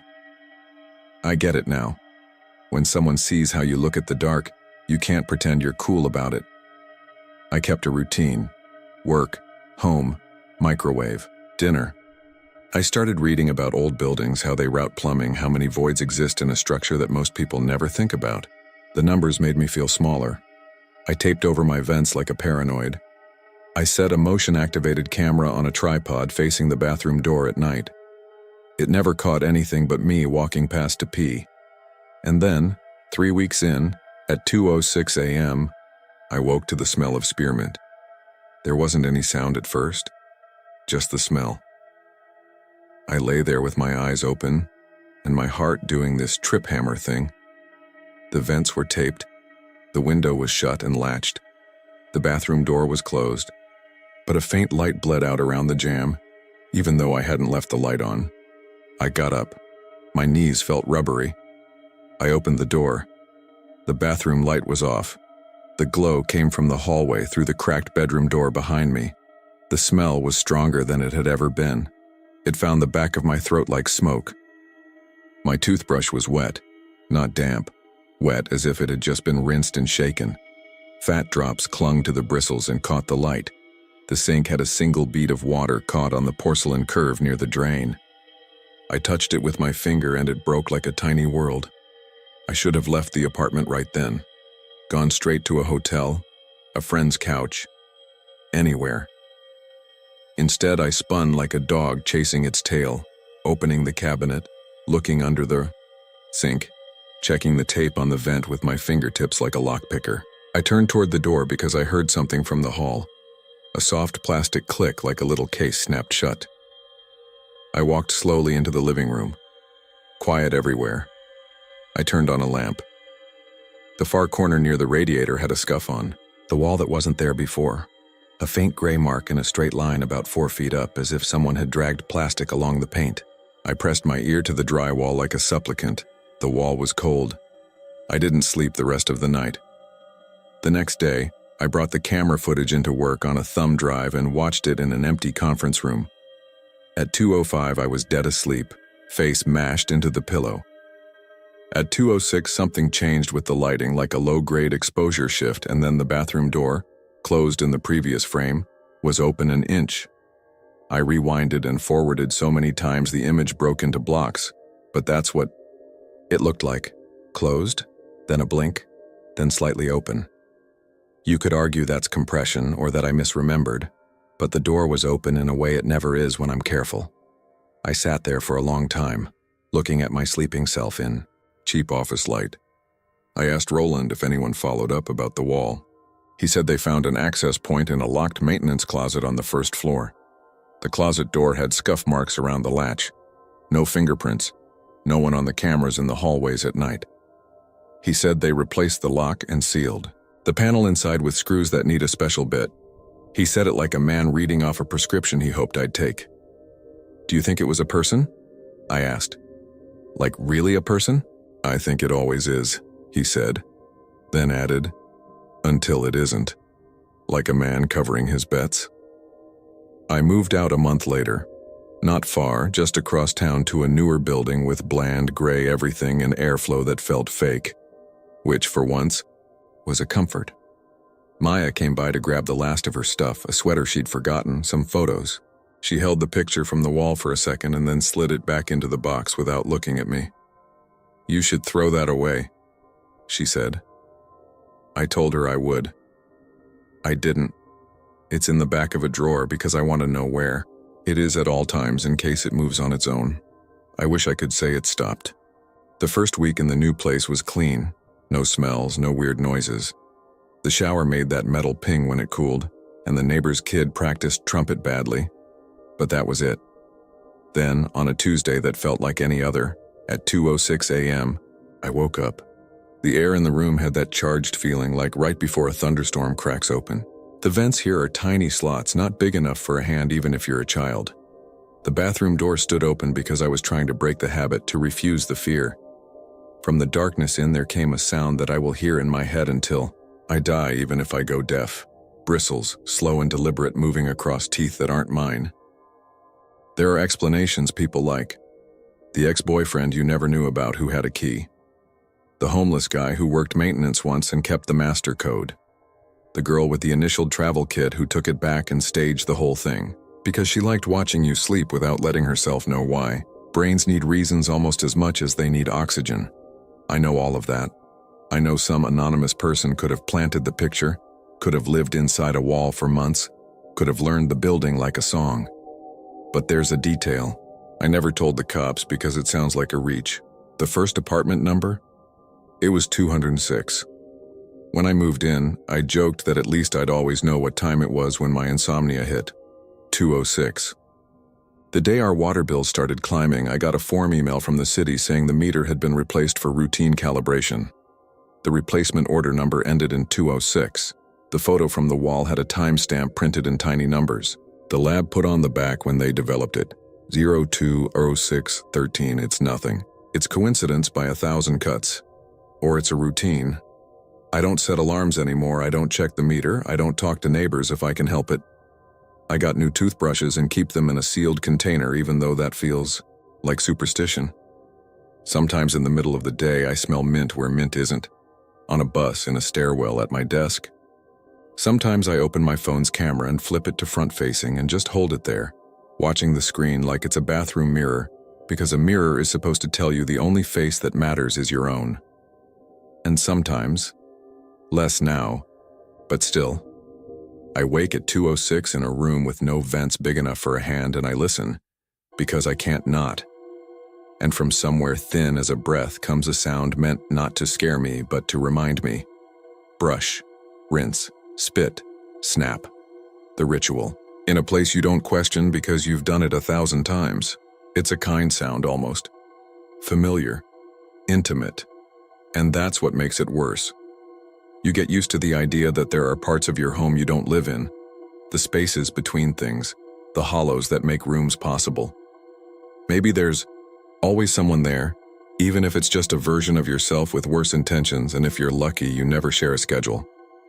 I used to like the sound of a toothbrush moving through a closed door. It meant Maya was there. It meant the ordinary heartbeat of a day. Now when I hear it, I lie very still and watch the darkness for a seam that might open. I focus on my breathing, on the rise and fall of it, on the way my chest feels at rest, because if I think about how the bristles keep time with my inhale, if I think about how the little plastic click lands exactly when my heart does, I'll get up. And if I get up, I'll go to the bathroom. And if I go there and there's a picture waiting for me on the counter with tonight's time stamped on the back, I won't have anywhere left to move.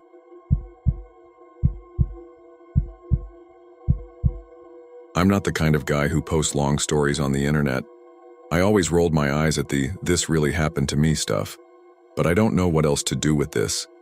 I need to put it somewhere. If even one person can tell me a version of this that makes sense, I'll take it. I'll even take being told I'm crazy if you can show your work. My name's Evan. I live in a mid-rise apartment building off a busy road, lined with strip malls and a grocery store that always smells like pineapple because they run the juicer all day. I've been dating Riley for a year. She's a hairstylist. Her jacket is a faded denim one with a little tear near the right shoulder, and her right thumbnail always has a triangle of red polish chipped off because she taps it against the dryer. Handles at work. Those are the sorts of details I didn't realize I had memorized until the night this all happened. It was a Tuesday at the end of winter, the kind of cold that's more about wind than temperature. I was home by myself watching some guy fix a lawnmower on YouTube for no reason. Riley had a late client and told me she might come over if she wasn't exhausted. She shares her location with me, and I share mine with her, because a year ago, someone followed her to her car after a closing shift and it freaked her out. It's not like a control thing, I barely look at it. But around 9:20, after I texted her to see if she was still coming, I opened Find My and tapped her name to see if she was still at the salon. 2 dots popped up.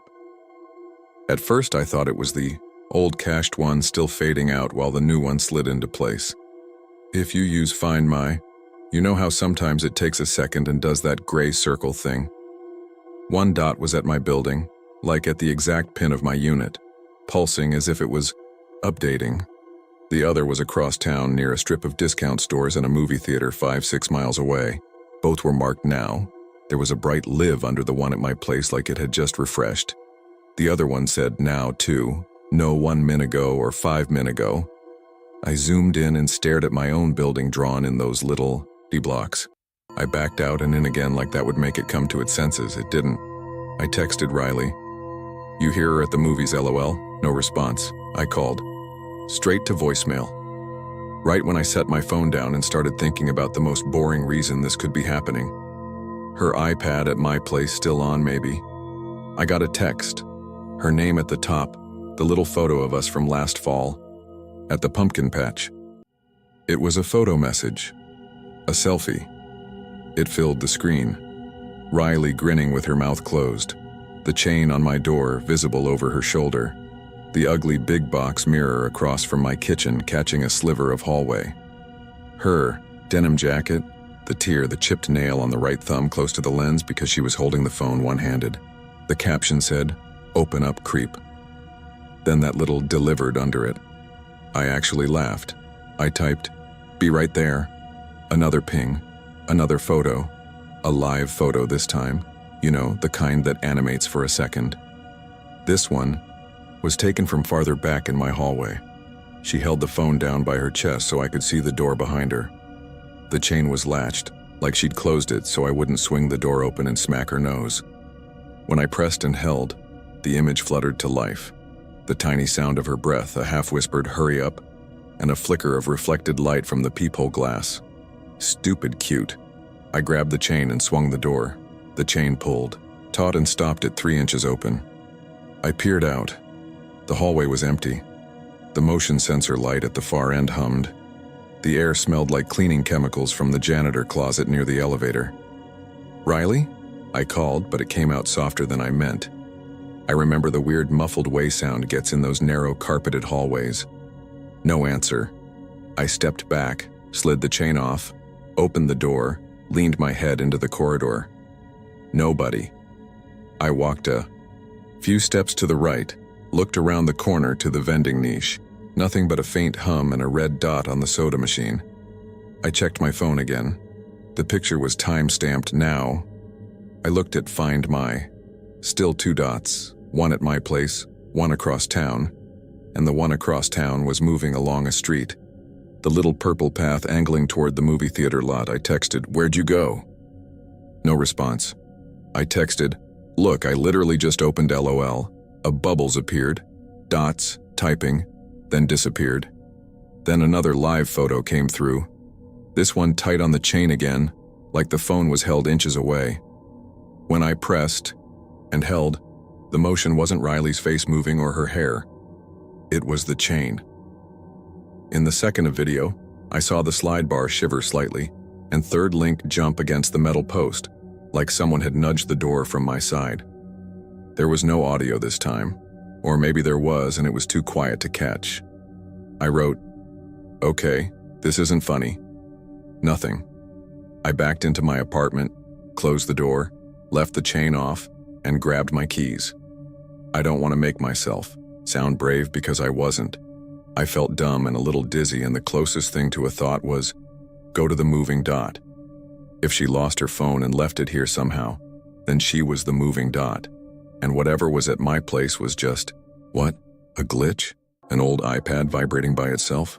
I wanted to lean into the version that made me feel least insane, and that version had me in the car. In the elevator, I called again. Voicemail again. The recording of her voice that I always forget begins with a chirpy, "Hey," that doesn't match how she talks in real life.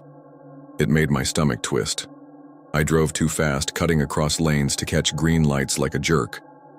As I got closer, the second dot slowed, then stopped. They have those little labels in Find My that say, "Parking." Lot are near 24-Hour Fitness, and this one settled near Value Land, where they sell unboxed vacuums and broken furniture. It was 9:35 by then, and the whole strip looked closed. The movie theater still had cars, and a couple teenagers were skateboarding in the parking lot, under a light that buzzed like bees. The wind cut behind the buildings and pushed little paper cups across the blacktop. I pulled into the lot and parked near the dot, scanning for Riley, for her denim jacket, for the way she walks a little pigeon-toed because her ankles are weird from ballet as a kid. My phone pinged again twice in a row before I got out. 2 photos from home. The first was my doormat with my last name blurred by cheap choir, like she'd gone for an artsy shot.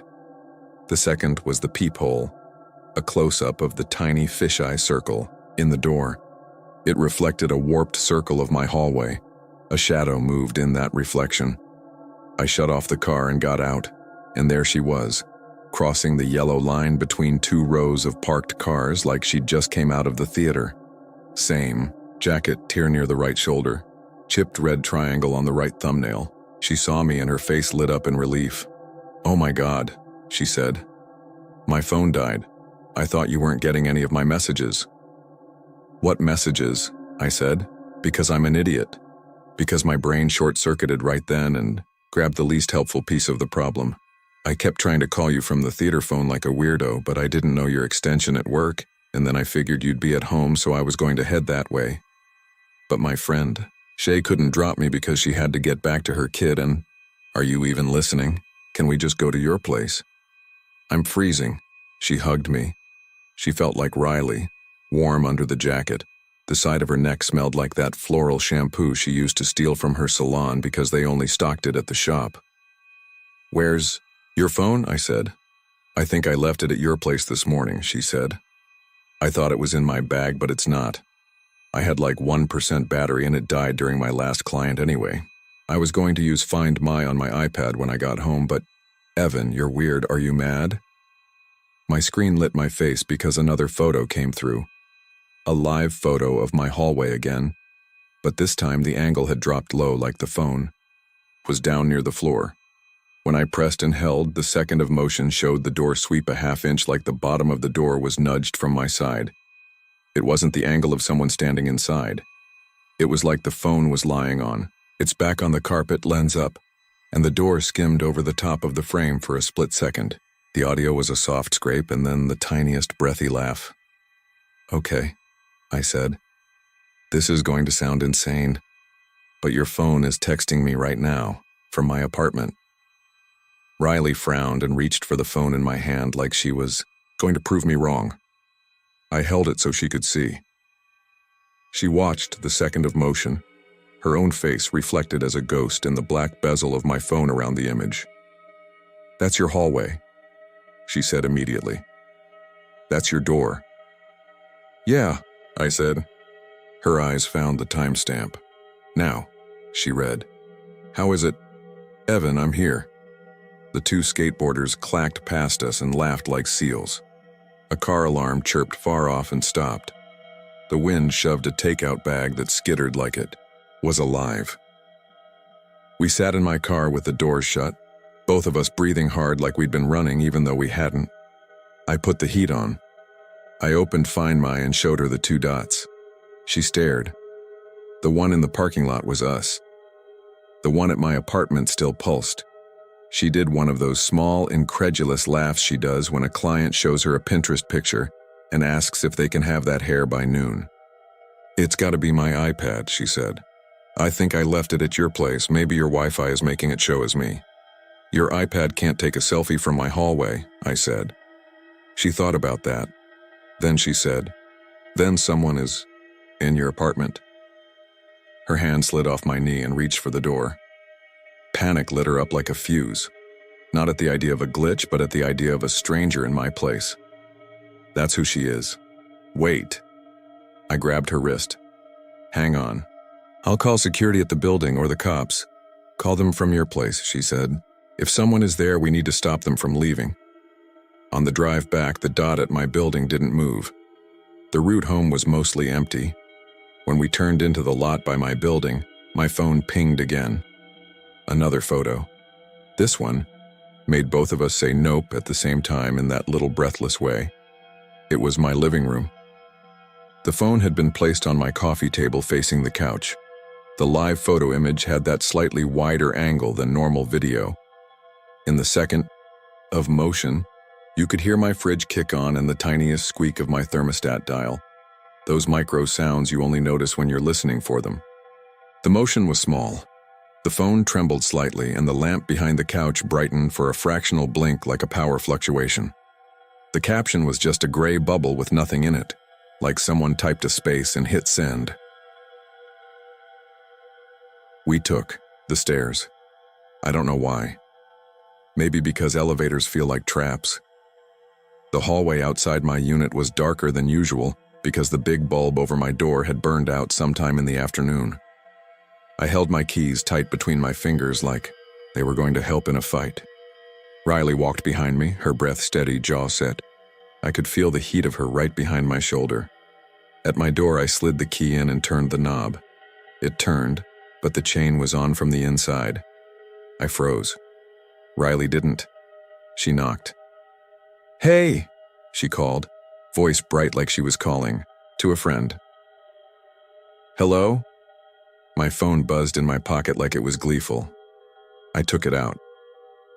The screen showed a new photo from Riley's number. It was the chain again, inches away, as if whoever held the phone had pressed the lens right up to the metal. I hit play sound and Find My on Riley's iPhone because my options were that or sit on the floor and cry. A second later, from the other side of my door, I heard the familiar little rising chirp sequence the phone makes. 3 delicate dings. It was the most obnoxiously cheerful sound I've ever heard. Riley looked at me and mouthed, "Okay." I texted back for the first time since the parking lot. "Who are you?" Dots appeared. For several seconds.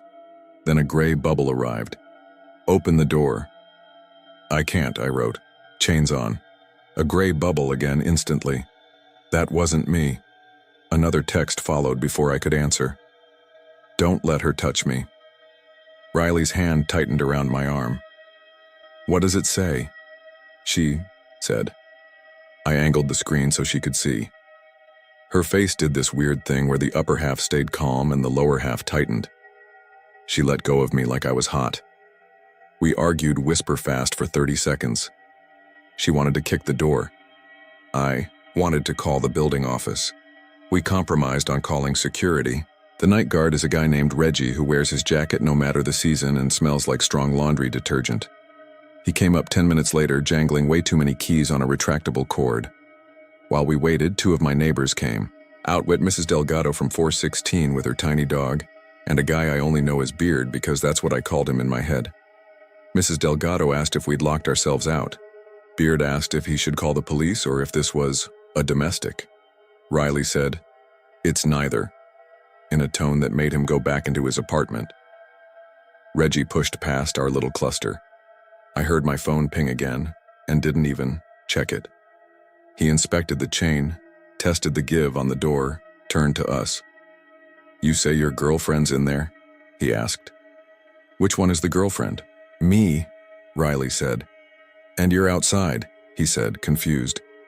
"Someone is using my phone inside his apartment," Riley said. "We think someone broke in." Reggie nodded, as if that was the reasonable version. He took a little flat bar out of his ring of tools and slid it toward the chain to try to pop it. My phone buzzed. I looked. The photo that came through was of Reggie's hand on the chain from the inside. Same hand. Same flattened portion of his thumbnail on the middle finger. Same little ink dot on his knuckle like he'd once tested a pen there. The live photo showed that 1-second wiggle of the tool and his knuckle hair lifting as the metal moved. This is where sane people say, "I called the police immediately," and they are right. Reggie actually did that part for us. He stopped and took a step back from the door like it was contaminated, then lifted his radio and asked someone to call 911. Then he did it from his own phone anyway because he didn't trust the radio. Riley and I stood there in a knot of weird, touching that wasn't really a hug. Mrs. Delgado held her dog under her chin and whispered, "Ay Dios." We didn't wait long. 2 officers came up through the stairwell a few minutes later. One was a younger guy whose name I didn't catch. The other was older, rounder, with that tired dad kindness that makes you want to confess everything you've ever done wrong. His name tag said Hines. He took one look at us and the chain and the little crowd, and his face shifted into this patient mode I realized I've only ever seen on preachers and dads. He asked for names and IDs. Riley had left her purse at work, in the rush to leave with Shay so she didn't have hers. She told them her birth date and address and where she worked and her boss's name. I showed them my license and lease app on my phone. "Where is your phone?" Officer Hines asked Riley. "Inside," she said. "And you're getting messages from it now?" he asked me. I held up the screen. Another photo had come in during the small talk, like the phone wanted attention. This one was my kitchen, shot from near the floor again.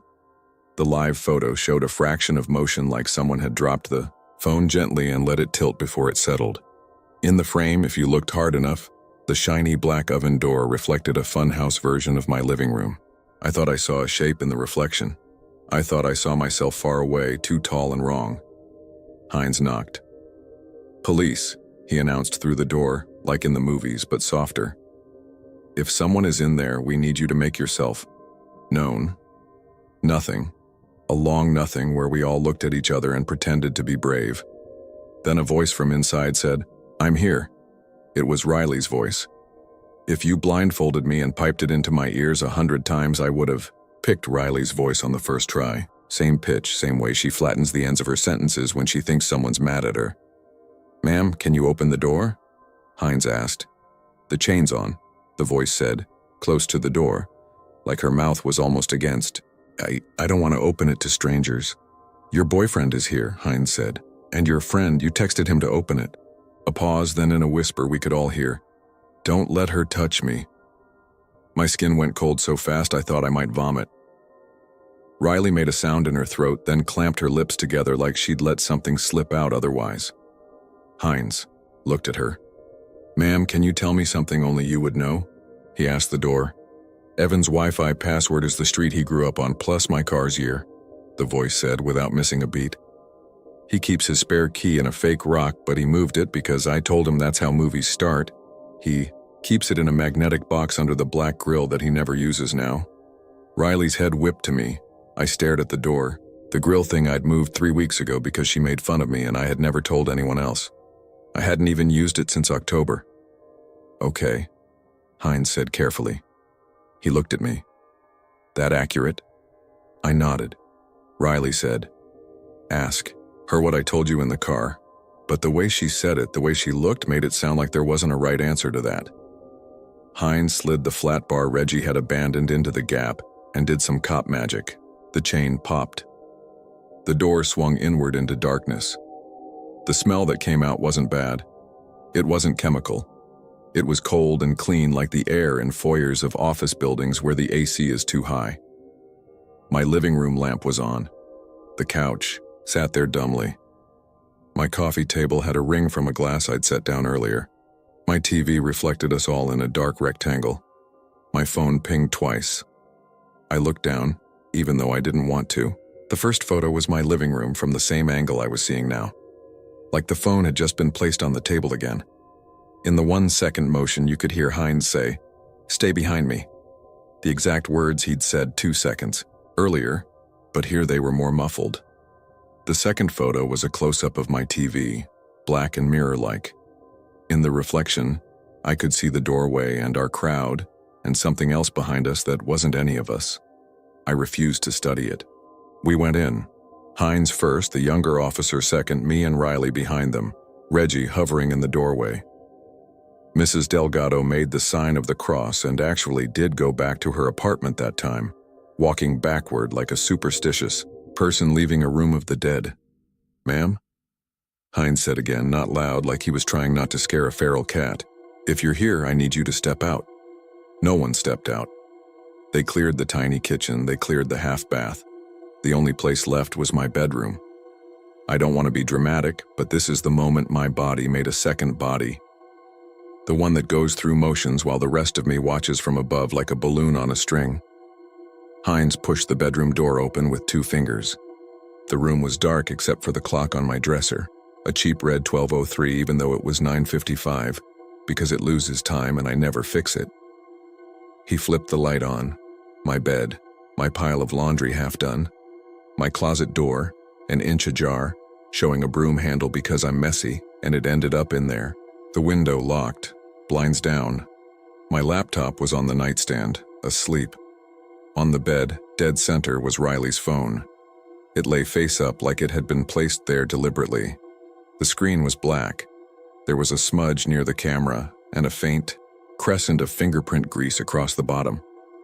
I could see in the little specks of salon glitter stuck in the case, the life of her day. It was definitely hers. "No one else is here," the younger cop said. Hines stepped forward, put one gloved finger on the side button, and woke the phone. The lock screen lit blue-white with her face in the tiny circle and swipe up.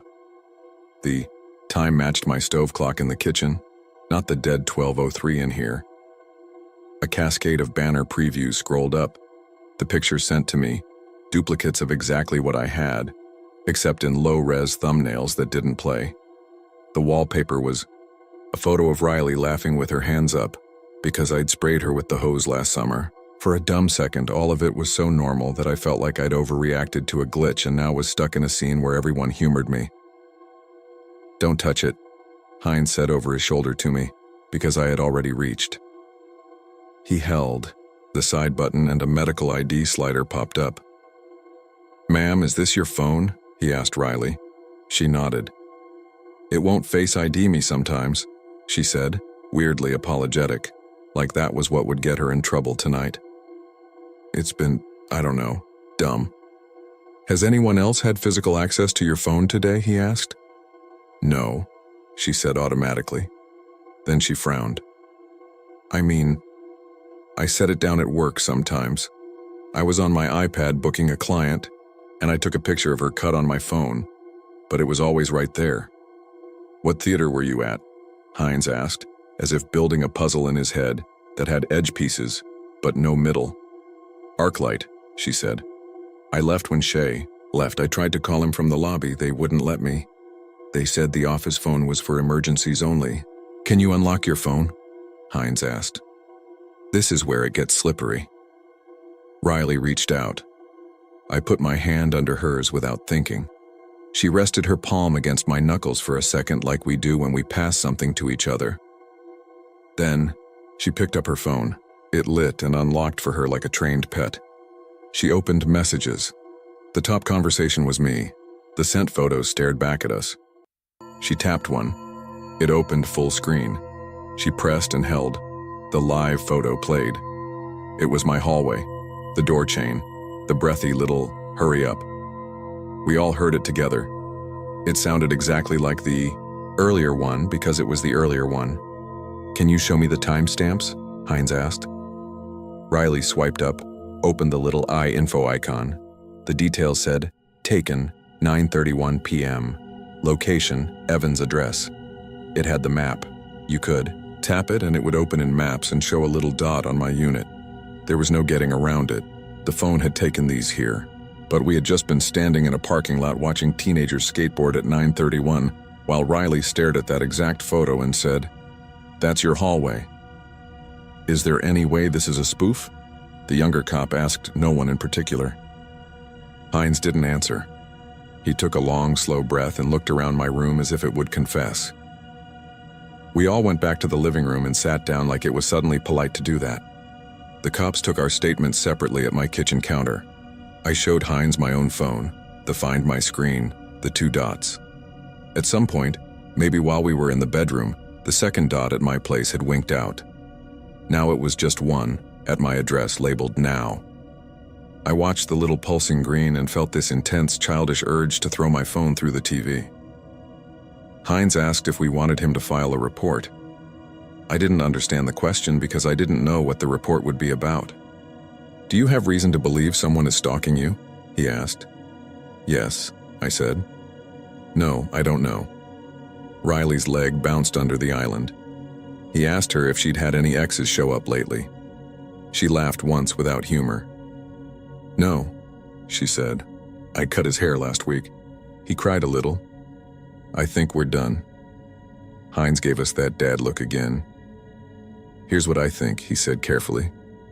"Something or someone had your phone. You found it. You're safe for the night.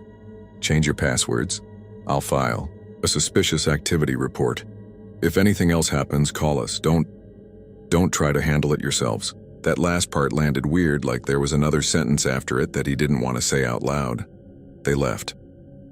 Reggie walked them out and then came back to tell us we could call him if we needed anything. The hallway swallowed his jacket. Noise. The apartment went quiet in that heavy way apartments do at night when you suddenly hear the building, rather than the city. A distant pipe clunk, a neighbor's shower, my fridge humming. Riley unplugged my lamp and plugged her phone in by the couch and sat next to me with a blanket over our legs. We kept the TV on something dumb and bright, some home renovation show where every couple sobbed at subway tile backsplashes. Riley kept looking at the front door like she was expecting it to cough. Around midnight, she got up to pee and left her phone on the cushion beside me. I stared at it. It looked like any phone. It lit with a text, "Shay," asking if she got home safe. I typed back that she did and we'd explain tomorrow. I put the phone face down like a superstitious person and pressed my palms to my eyes until I saw colors. Maybe I fell asleep. I don't remember sleep starting. I remember a feeling like my ear was underwater, but the water was made of sound. I realized my phone was buzzing against my thigh, the subtle rattle against denim that says "new message" before your brain does. The TV was still on. The clock on the cable box said 1:42. The building sounded emptier. I slid my phone out, like I do at work when I try not to make noise. A new photo from Riley's number sat in the notifications. I didn't want to open it. I did anyway because that's the kind of person who dies in stories. It was my living room again from the coffee table angle, like the phone had been propped there. The live photo motion was more obvious this time. In it, I could hear the TV host say, "Look at this breakfast nook," and then, almost exactly with his sappy tone, Riley's voice whispering, "Don't." She was in the bathroom. I could hear the fan. I closed the photo. Another came in. My kitchen, shot low. My fridge door opened a fraction, then closed. No, one was in the frame. No hand, no foot. You know that weird thing where you can tell where a person is in a room just by what moved? This felt like the opposite. It felt like the room did something while every person stayed still. I stood up. My knees cracked. I opened the bathroom door without knocking like a jerk. "Are you sending me pictures?" I said. Riley was washing her hands. She looked at me like I'd asked if she was flying a drone from the toilet. "No," she said. "My phone is with you." I walked back to the couch. Her phone was still there, plugged in, warm from charging. I picked it up. The screen lit. There were no new sent messages in the thread to me. The last thing on her screen was from earlier, before the cops left, the one with the TV reflection. I refused to study. My phone buzzed. Another photo came from her number. Same angle, same room. My TV now showed a commercial with a dog eating a bowl of food. In the second of motion, you could hear my dishwasher click as it changed cycles even, though my dishwasher wasn't on. There was also something else if you held the phone right up to your ear and turned the volume all the way up. A whispering sound that didn't form words, just a mouth sound like someone practicing a language. I unplugged Riley's phone and carried both into the kitchen like I could introduce them. I set them side by side on the counter. I opened Find My. Riley's dot sat on my unit like a thumbtack. I tapped her device and hit play sound. 3 little cheerful dings trilled on the counter from the phone that was right in front of me. A second later, faintly from the living room, I heard 3 more like an echo. Riley stepped out of the bathroom in my t-shirt and shorts and hugged her arms against the cold. "What?" she said, because she knew from my face that something was wrong. "Did you hear that?" I asked. "Hear what?" she said. "What?" Play sound," I said and hit it again. 3 dings on the counter from her phone. Then from the living room, 3 more, a second behind, muted like through fabric. Riley didn't react to the second set. She walked over to the counter and listened to the ones right in front of us and said, "Okay?" I walked into the living room. The sound wasn't there anymore. The TV was on an insurance commercial where a guy talked to an EMU. Riley stayed, in the kitchen with both phones. She said, "Do you want water?" Like it was one of those normal questions you ask to keep from screaming. There's a mirror on my wall. The big, ugly, fast fashion one I mentioned from the hallway selfie. It faces the living room and catches the corner of the kitchen if you stand in the right spot. I'd put it up because I convinced myself it made the room look bigger. I regretted that now. In it, I could see me, the couch, the coffee table, and reflected at a weird angle, Riley at the counter looking down at the phones. For half a second, another Riley stood beside her in the reflection. Same jacket over my shirt even though she wasn't wearing it anymore. Same chipped right thumbnail lifted like she was pointing at something I couldn't see. I didn't turn to look at the actual kitchen because somewhere in me a kid part had woken up and was screaming that you never look directly at the thing. Instead, I took 3 steps backward until my calves hit the couch and said, "Hey, can you come here?" But the words came out like I was talking around a dental dam. Riley padded in and sat down next to me. Her hair was damp around her neck, from the bathroom. "We are not sleeping here," she said, like a decision, like a plan. "We are going to a hotel." "Okay," I said, and I stood to grab my wallet off the dish by the door. My phone buzzed again. "Last one," I told myself. "Last one, and then I'm throwing it in the freezer." The picture was of the mirror. In it, I saw the couch where we sat a second earlier. I saw the kitchen behind us with the 2 phones on the counter. I saw us on the couch, but the timing was off, like the live photo had captured an earlier version of us. Riley's head still turning, my hand still on my knee.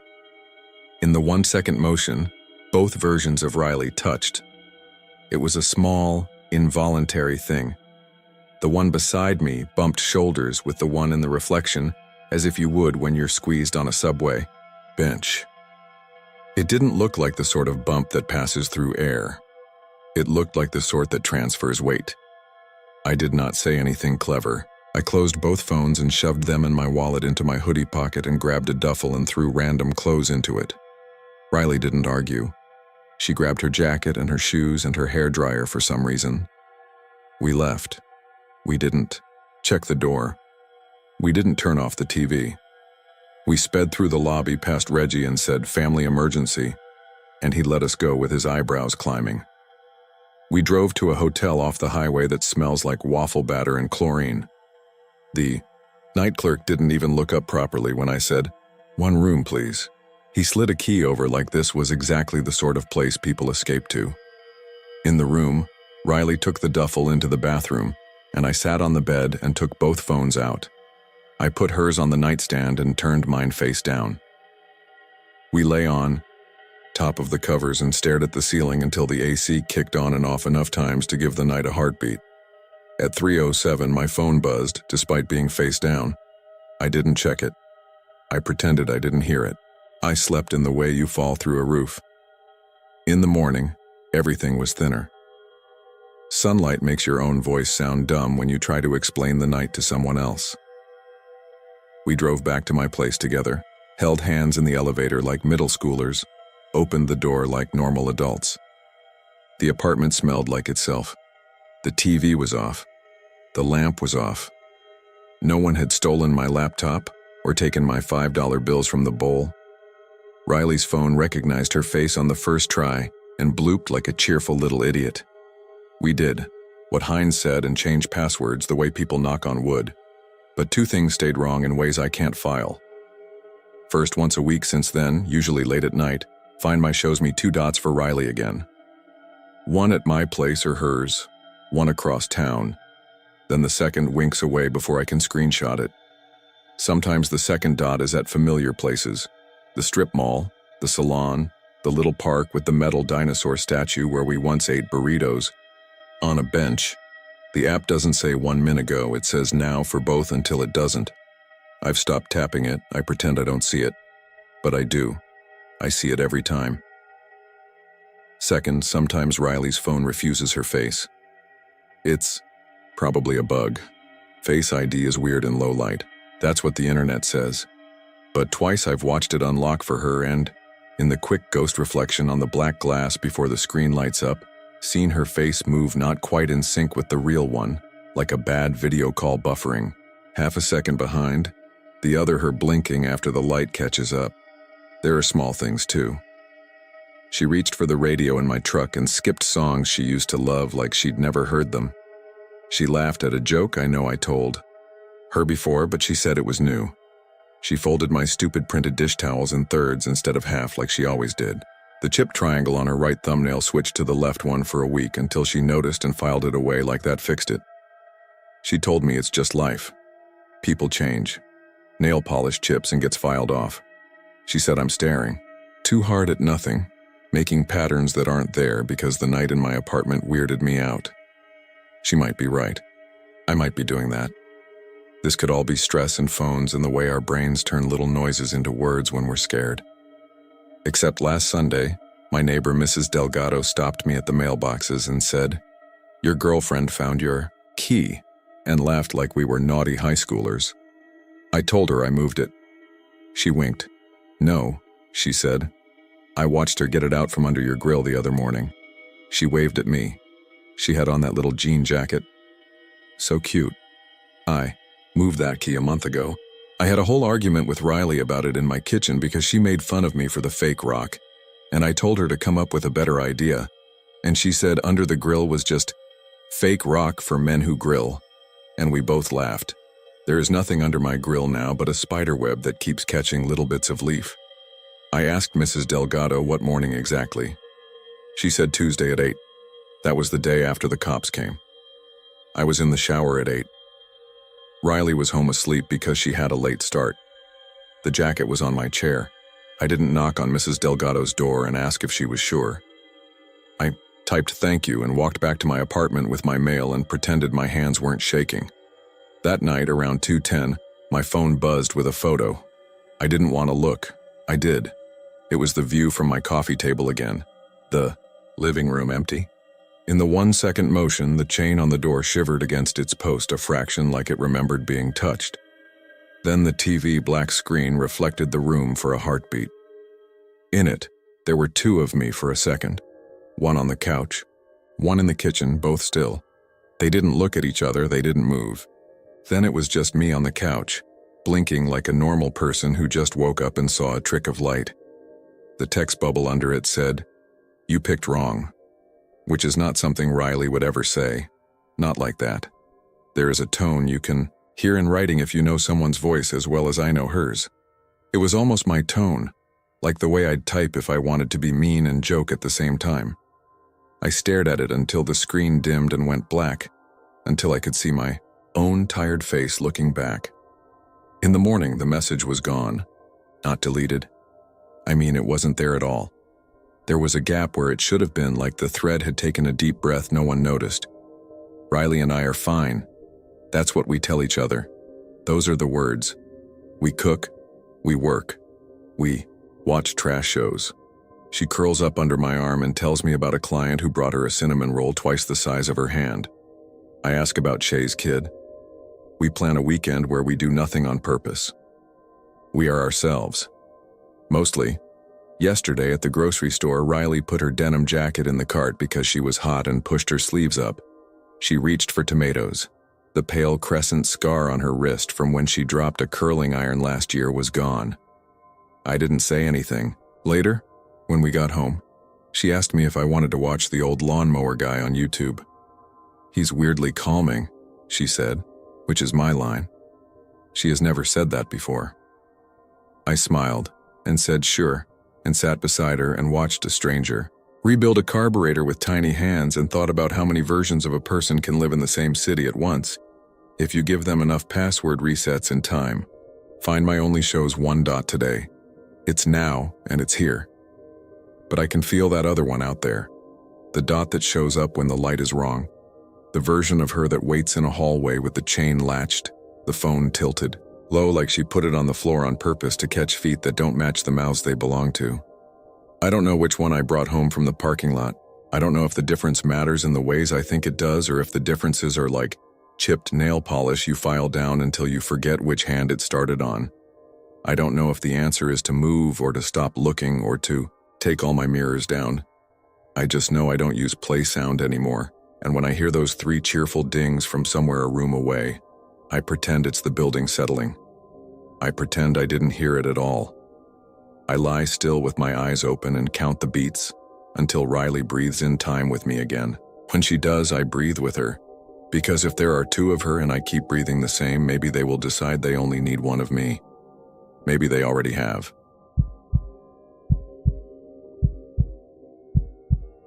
I'm not the kind of person who believes in signs or times or patterns.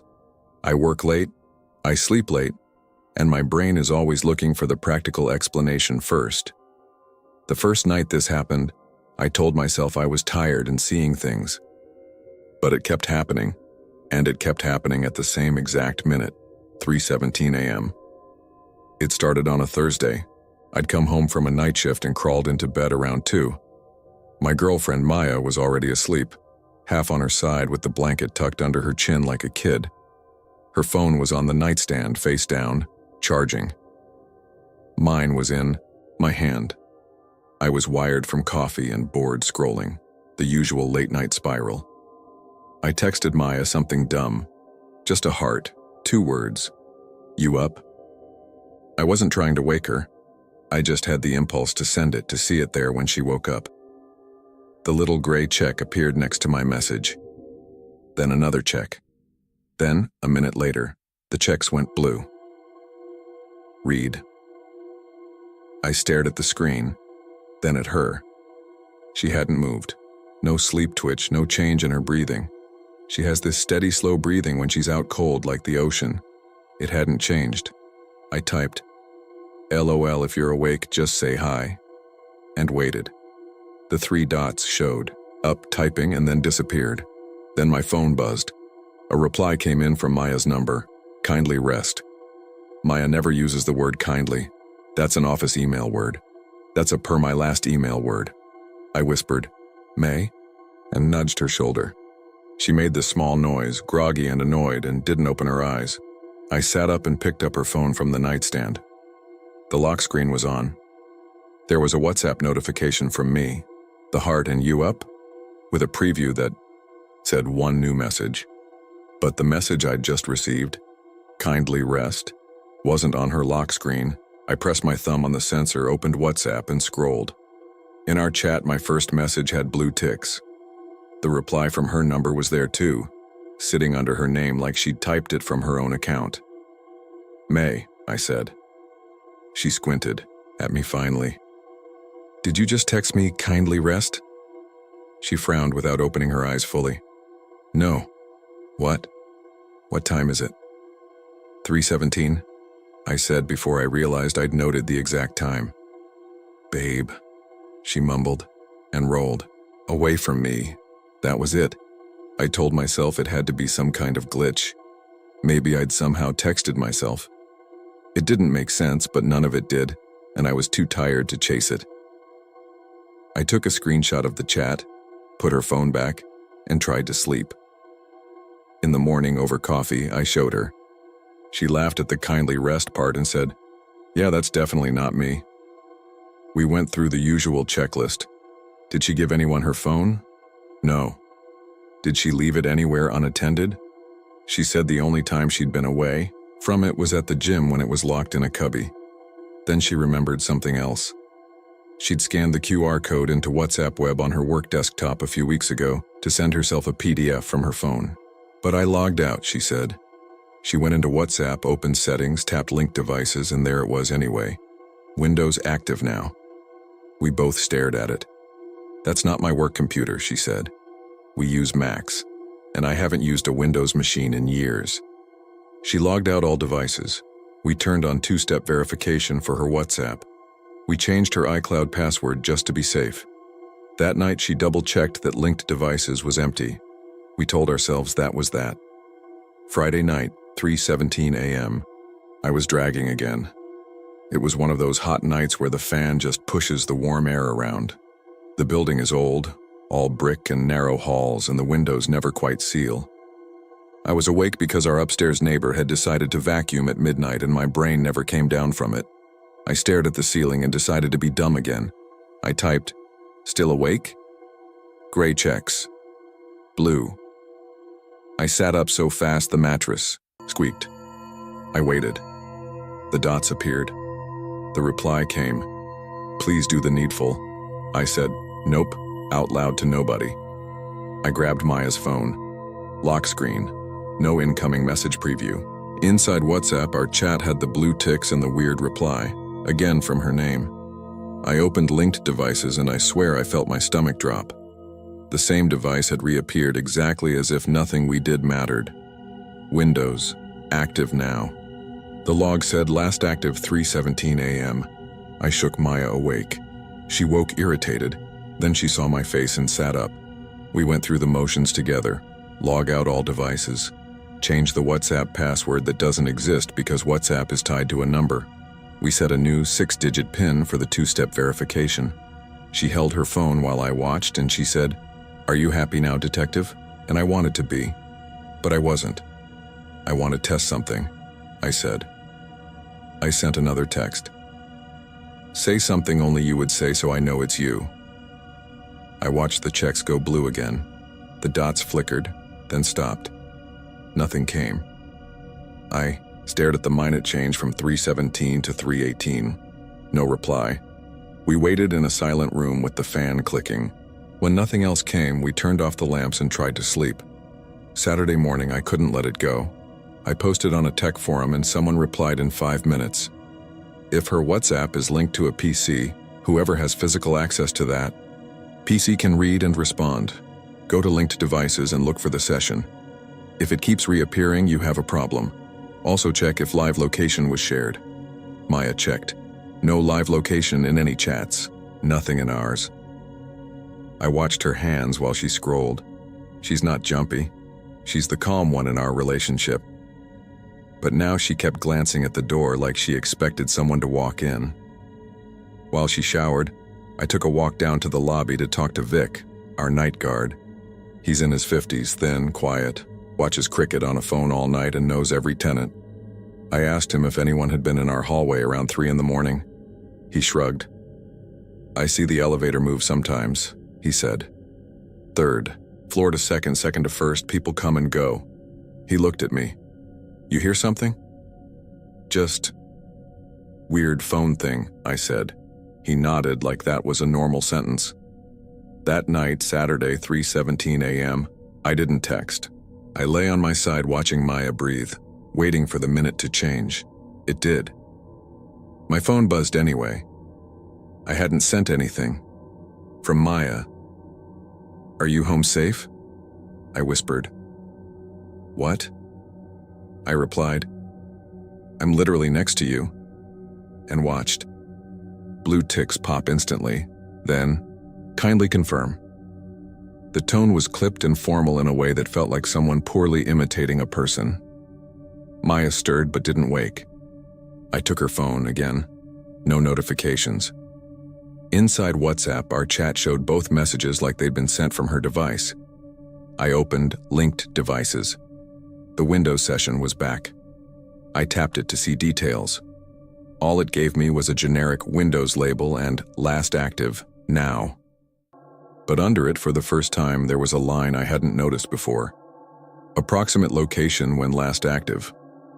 Under that, a little gray pin and the building's street address. I stared at it so long the screen dimmed. I tapped the pin. It opened a map. It didn't give me an exact dot, just a faded blue circle that covered our building and part of the street. That's just IP-based, I told myself. It could be anywhere on our block. But the caption under it read, accuracy more 30 meter. I could hear the building then in the way you hear your own apartment when you hold your breath. The elevator cable whining, pipes in the wall, a distant door closing. I didn't wake Maya. I put on sweats and slipped into the hallway barefoot, like a burglar in my own life. The carpet is this ugly brown that hides stains. It muffles footsteps. The fluorescent row down the hall was half dead, every other bulb buzzing. Our hallway dead ends at a stairwell. I crept to the stairs and listened. Someone coughed below, the dry kind.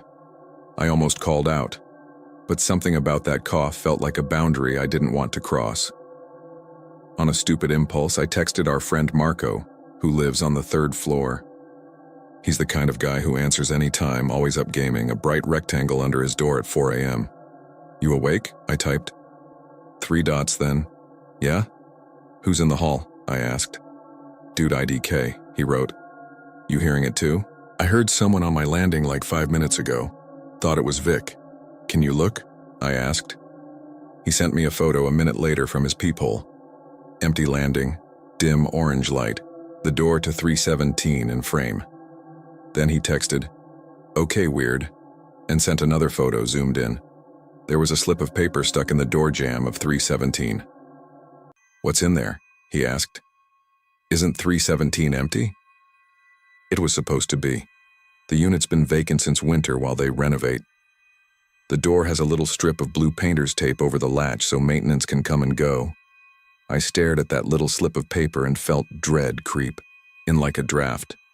I typed, don't touch it, and went upstairs. The 3rd floor hallway looks the same as ours. Same ugly carpet, same buzzing lights. Marco opened his door in gym shorts with a controller in his hand, all wired energy. You looked like you saw a ghost, he said. Just humor me, I said. We went to 317. The slip of paper was small, torn from a notepad, with 2 words written in neat block letters. Kindly wait. We both laughed because what else do you do when the universe trolls you that literally? Someone's screwing with you, Marco said. Did you make this up? I wanted to, I really did. He took another photo, posted it to our building's group chat, tagging the manager. No one replied at 3 in the morning. I texted Vic. He texted back 1 word. Coming. Vic arrived with a cluster ring of keys and a look like we were making his night complicated. He peeled the painter's tape off the door and unlocked. 317. "We check," he said, and pushed the door open. The smell hit first. Not rot, not anything dramatic. Just stale air, mop water, old plaster. The room was mostly empty. Drop cloths, a stack of new baseboards leaning against the wall, a ladder. The windows were covered in plastic. With the light from the hall and our phone flashlights, we could make out footprints in drywall dust. Not boot prints from workers' bare feet smaller than mine. Marco said, "Nope," under his breath. "Anyone here?" Vic called. His voice sounded too loud in the empty. We drifted through the rooms. Kitchen, empty. Bathroom, empty. Bedroom, empty except for a metal folding chair by the window. On the chair sat a cheap laptop, the kind with missing logos and one of those portable battery lamps you can clamp to a desk. The lamp was on and threw a circle of light on the wall. The laptop's screen was locked. On the wall above the chair, someone had taped a piece of paper with words written in the same neat block letters. "Please do the needful." It would have been funny if my legs weren't shaking. "Don't touch anything," Vic said. Then he touched the chair and the laptop anyway, pressing a knuckle to the hinge like he was checking if it was hot. It wasn't. He looked at me. I held up Maya's phone, fingers shaking, and opened linked devices. The Windows session said, "Active, now." My scalp tingled. I tapped log out of all devices. The Windows entry disappeared. On the locked laptop screen, a white LED flickered, the webcam indicator, and my stomach did that drop thing again. Whoever was on the other side of that camera knew we were there. "Call the manager," Vic said to Marco, who was already dialing. "And the police," he added. Marco and Vic stepped into the hall to argue about who was calling who. I stayed in the room because I didn't want to leave the laptop out of my sight. I felt stupid, like I was guarding the ghost. I took a slow step closer and watched the webcam light steady to a solid glow. I heard it then. A faint buzzing, not from the laptop but from somewhere under the folding chair, and then the tiniest vibration on the floor. I crouched. A phone, face down, taped under the seat with painter's tape, was buzzing. I peeled it off. It was an old iPhone with a cracked back and no case. On its lock screen, "WhatsApp web is currently active." Under that, a preview. Notification I recognized, except it wasn't from our chat. It was from a group called 317. I looked up at the piece of paper on the wall. I looked down at the phone. Back on the lock screen, a new notification appeared. "Live location shared in 317, 15 minutes. I swiped and the phone asked for a passcode. I didn't have it. On Maya's phone, a new message popped up out of nowhere in our chat. "Sharing live location for 15 minutes. My heart kicked. I tapped it. The map opened. The dot wasn't in our apartment. It was where I was standing.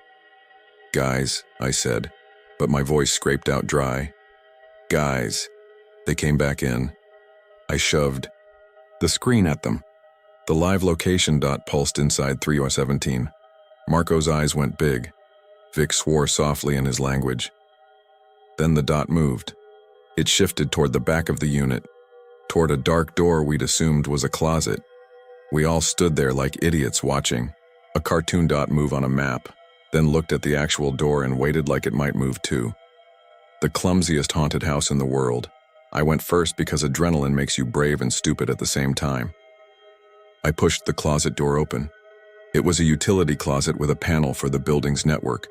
A conduit ran down into the floor.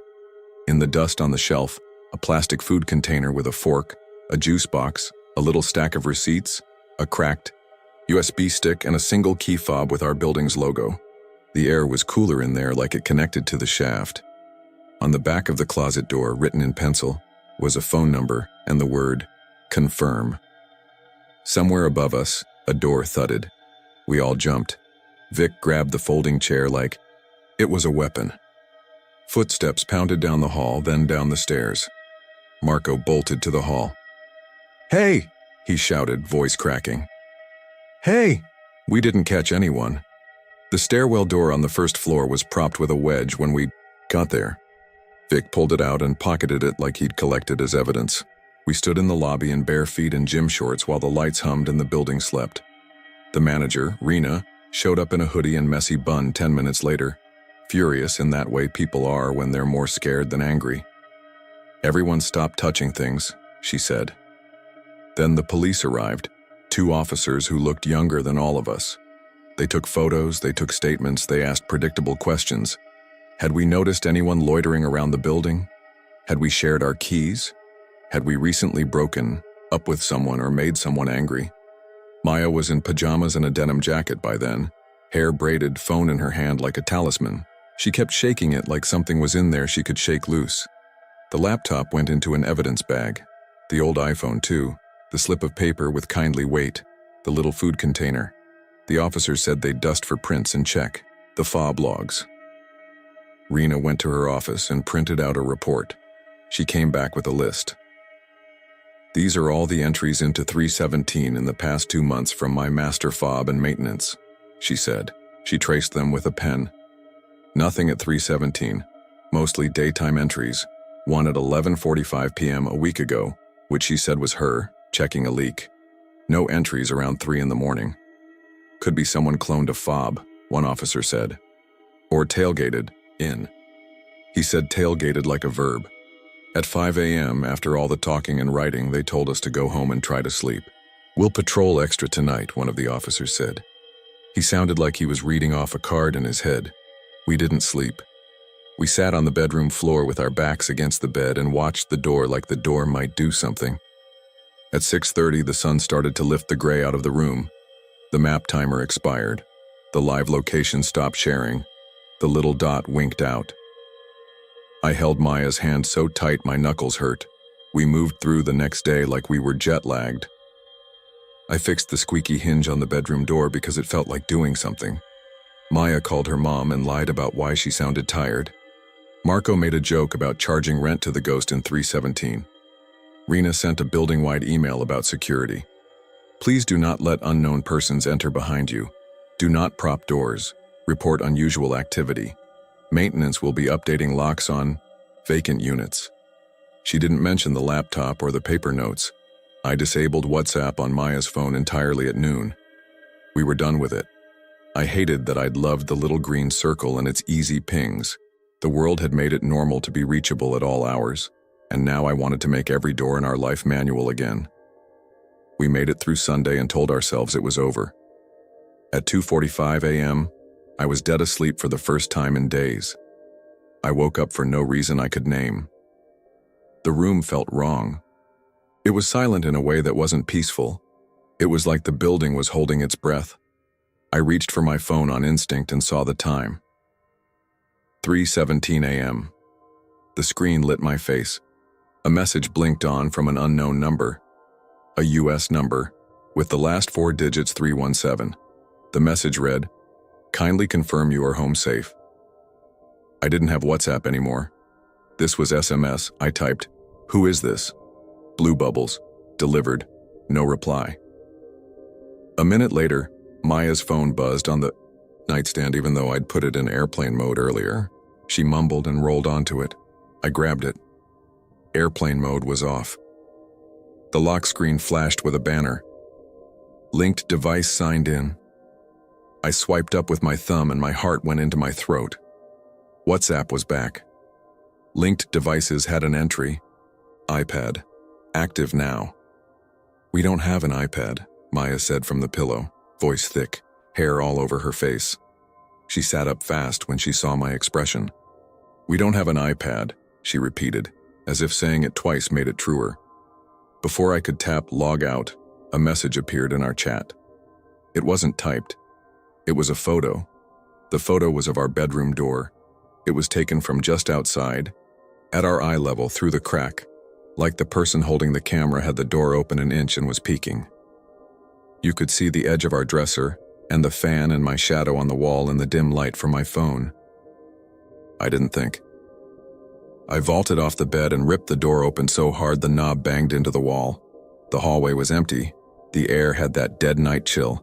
I ran to the stairwell in bare feet and banged the door open with my shoulder. The stairwell smelled like dust and old heat. Footsteps pounded above, then stopped. I took the stairs 2 at a time to the landing between our floor and the one above, and stopped because I could hear breathing. Gasping breaths like someone had sprinted and stopped and was trying to hold still. It wasn't mine.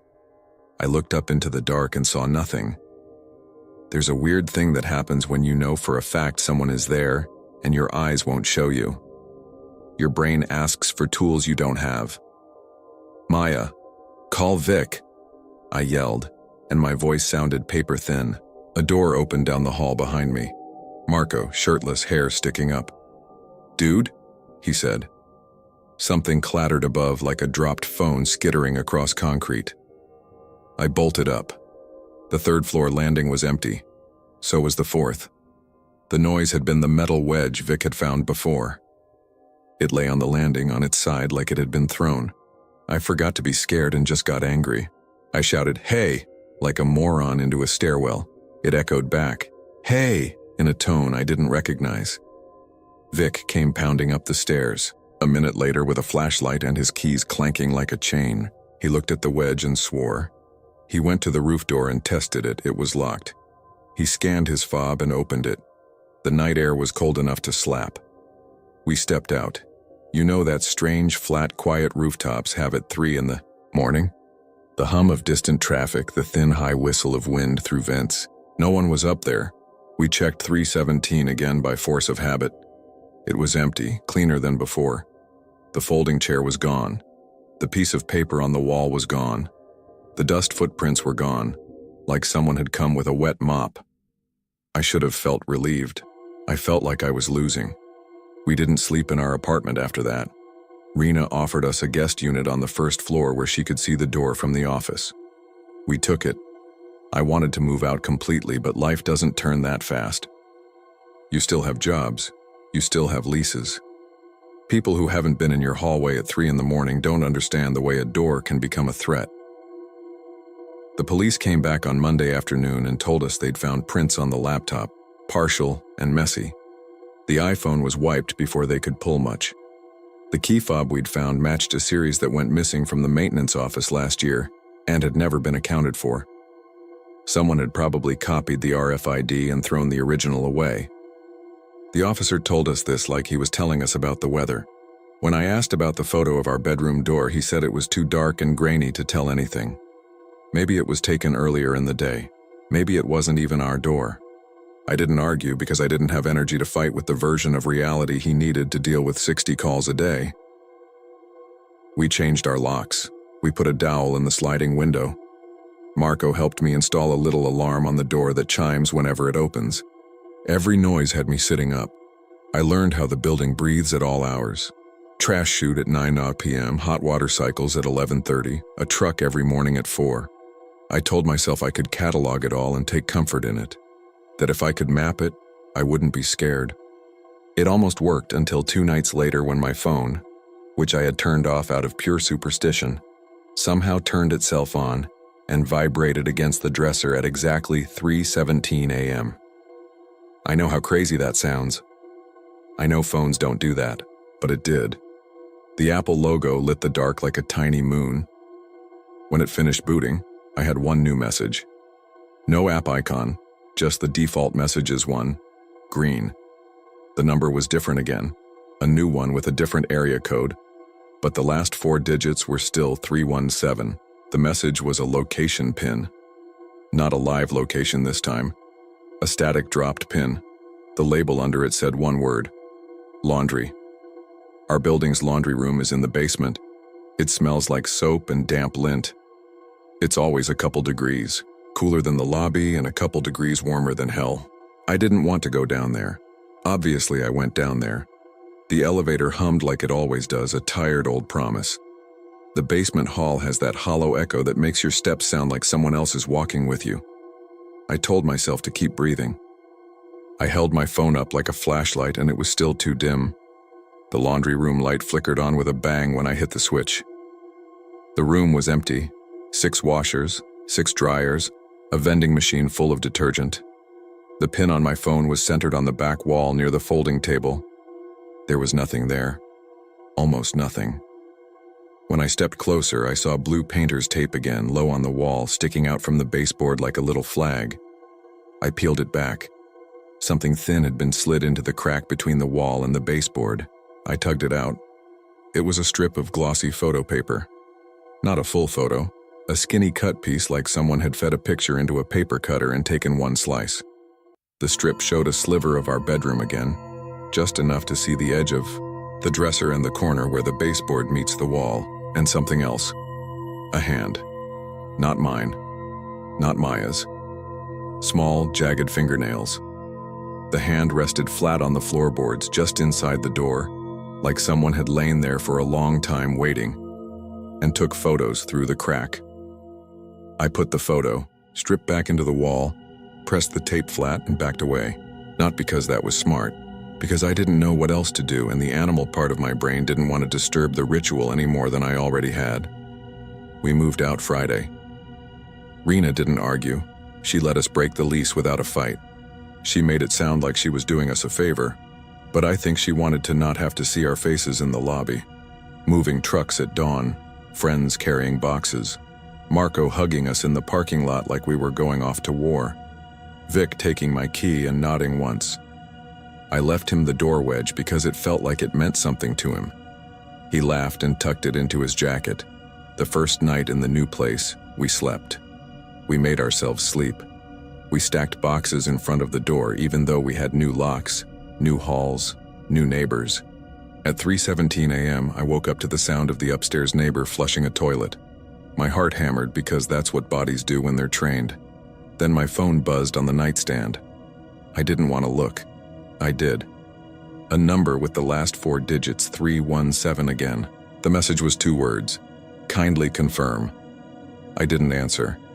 I stared at it until the screen dimmed and my reflection bloomed over the gray text like a ghost. I've thought about a lot of explanations. The boring one is some creep with 2. Much time and a stack of old electronics and a key fob duplicator had found an easy way to live for free inside a building with just enough empty corners. He found a way to get into our life through a QR code. He liked formal phrases because they kept him from having to imitate an actual voice. He needed us to react because that's what people like that need. The weirder one is that it wasn't a he at all, or a she, or anyone I can picture and throw a heavy thing at. The times and numbers and notes all circling the same minute like water circling a drain. The way our phones, the things we trust more than doors, just let it happen. If you don't believe in signs or patterns, you start to, even if you're me. Maya makes me keep my phone in the kitchen at night now. We sleep with a radio on because quiet is worse. We keep tape on the bedroom gap, a stupid little line of blue across the bottom so we'll know if it's been peeled. Some nights I tear it off myself in a panic just to prove no one's there. Then I put a new piece down. Small rituals. Kindly rest. Please do the needful. We laugh at those phrases in the daytime because it makes us feel like we have the upper hand. At night I lie there listening and I don't laugh. Last week I got another text at 3:17.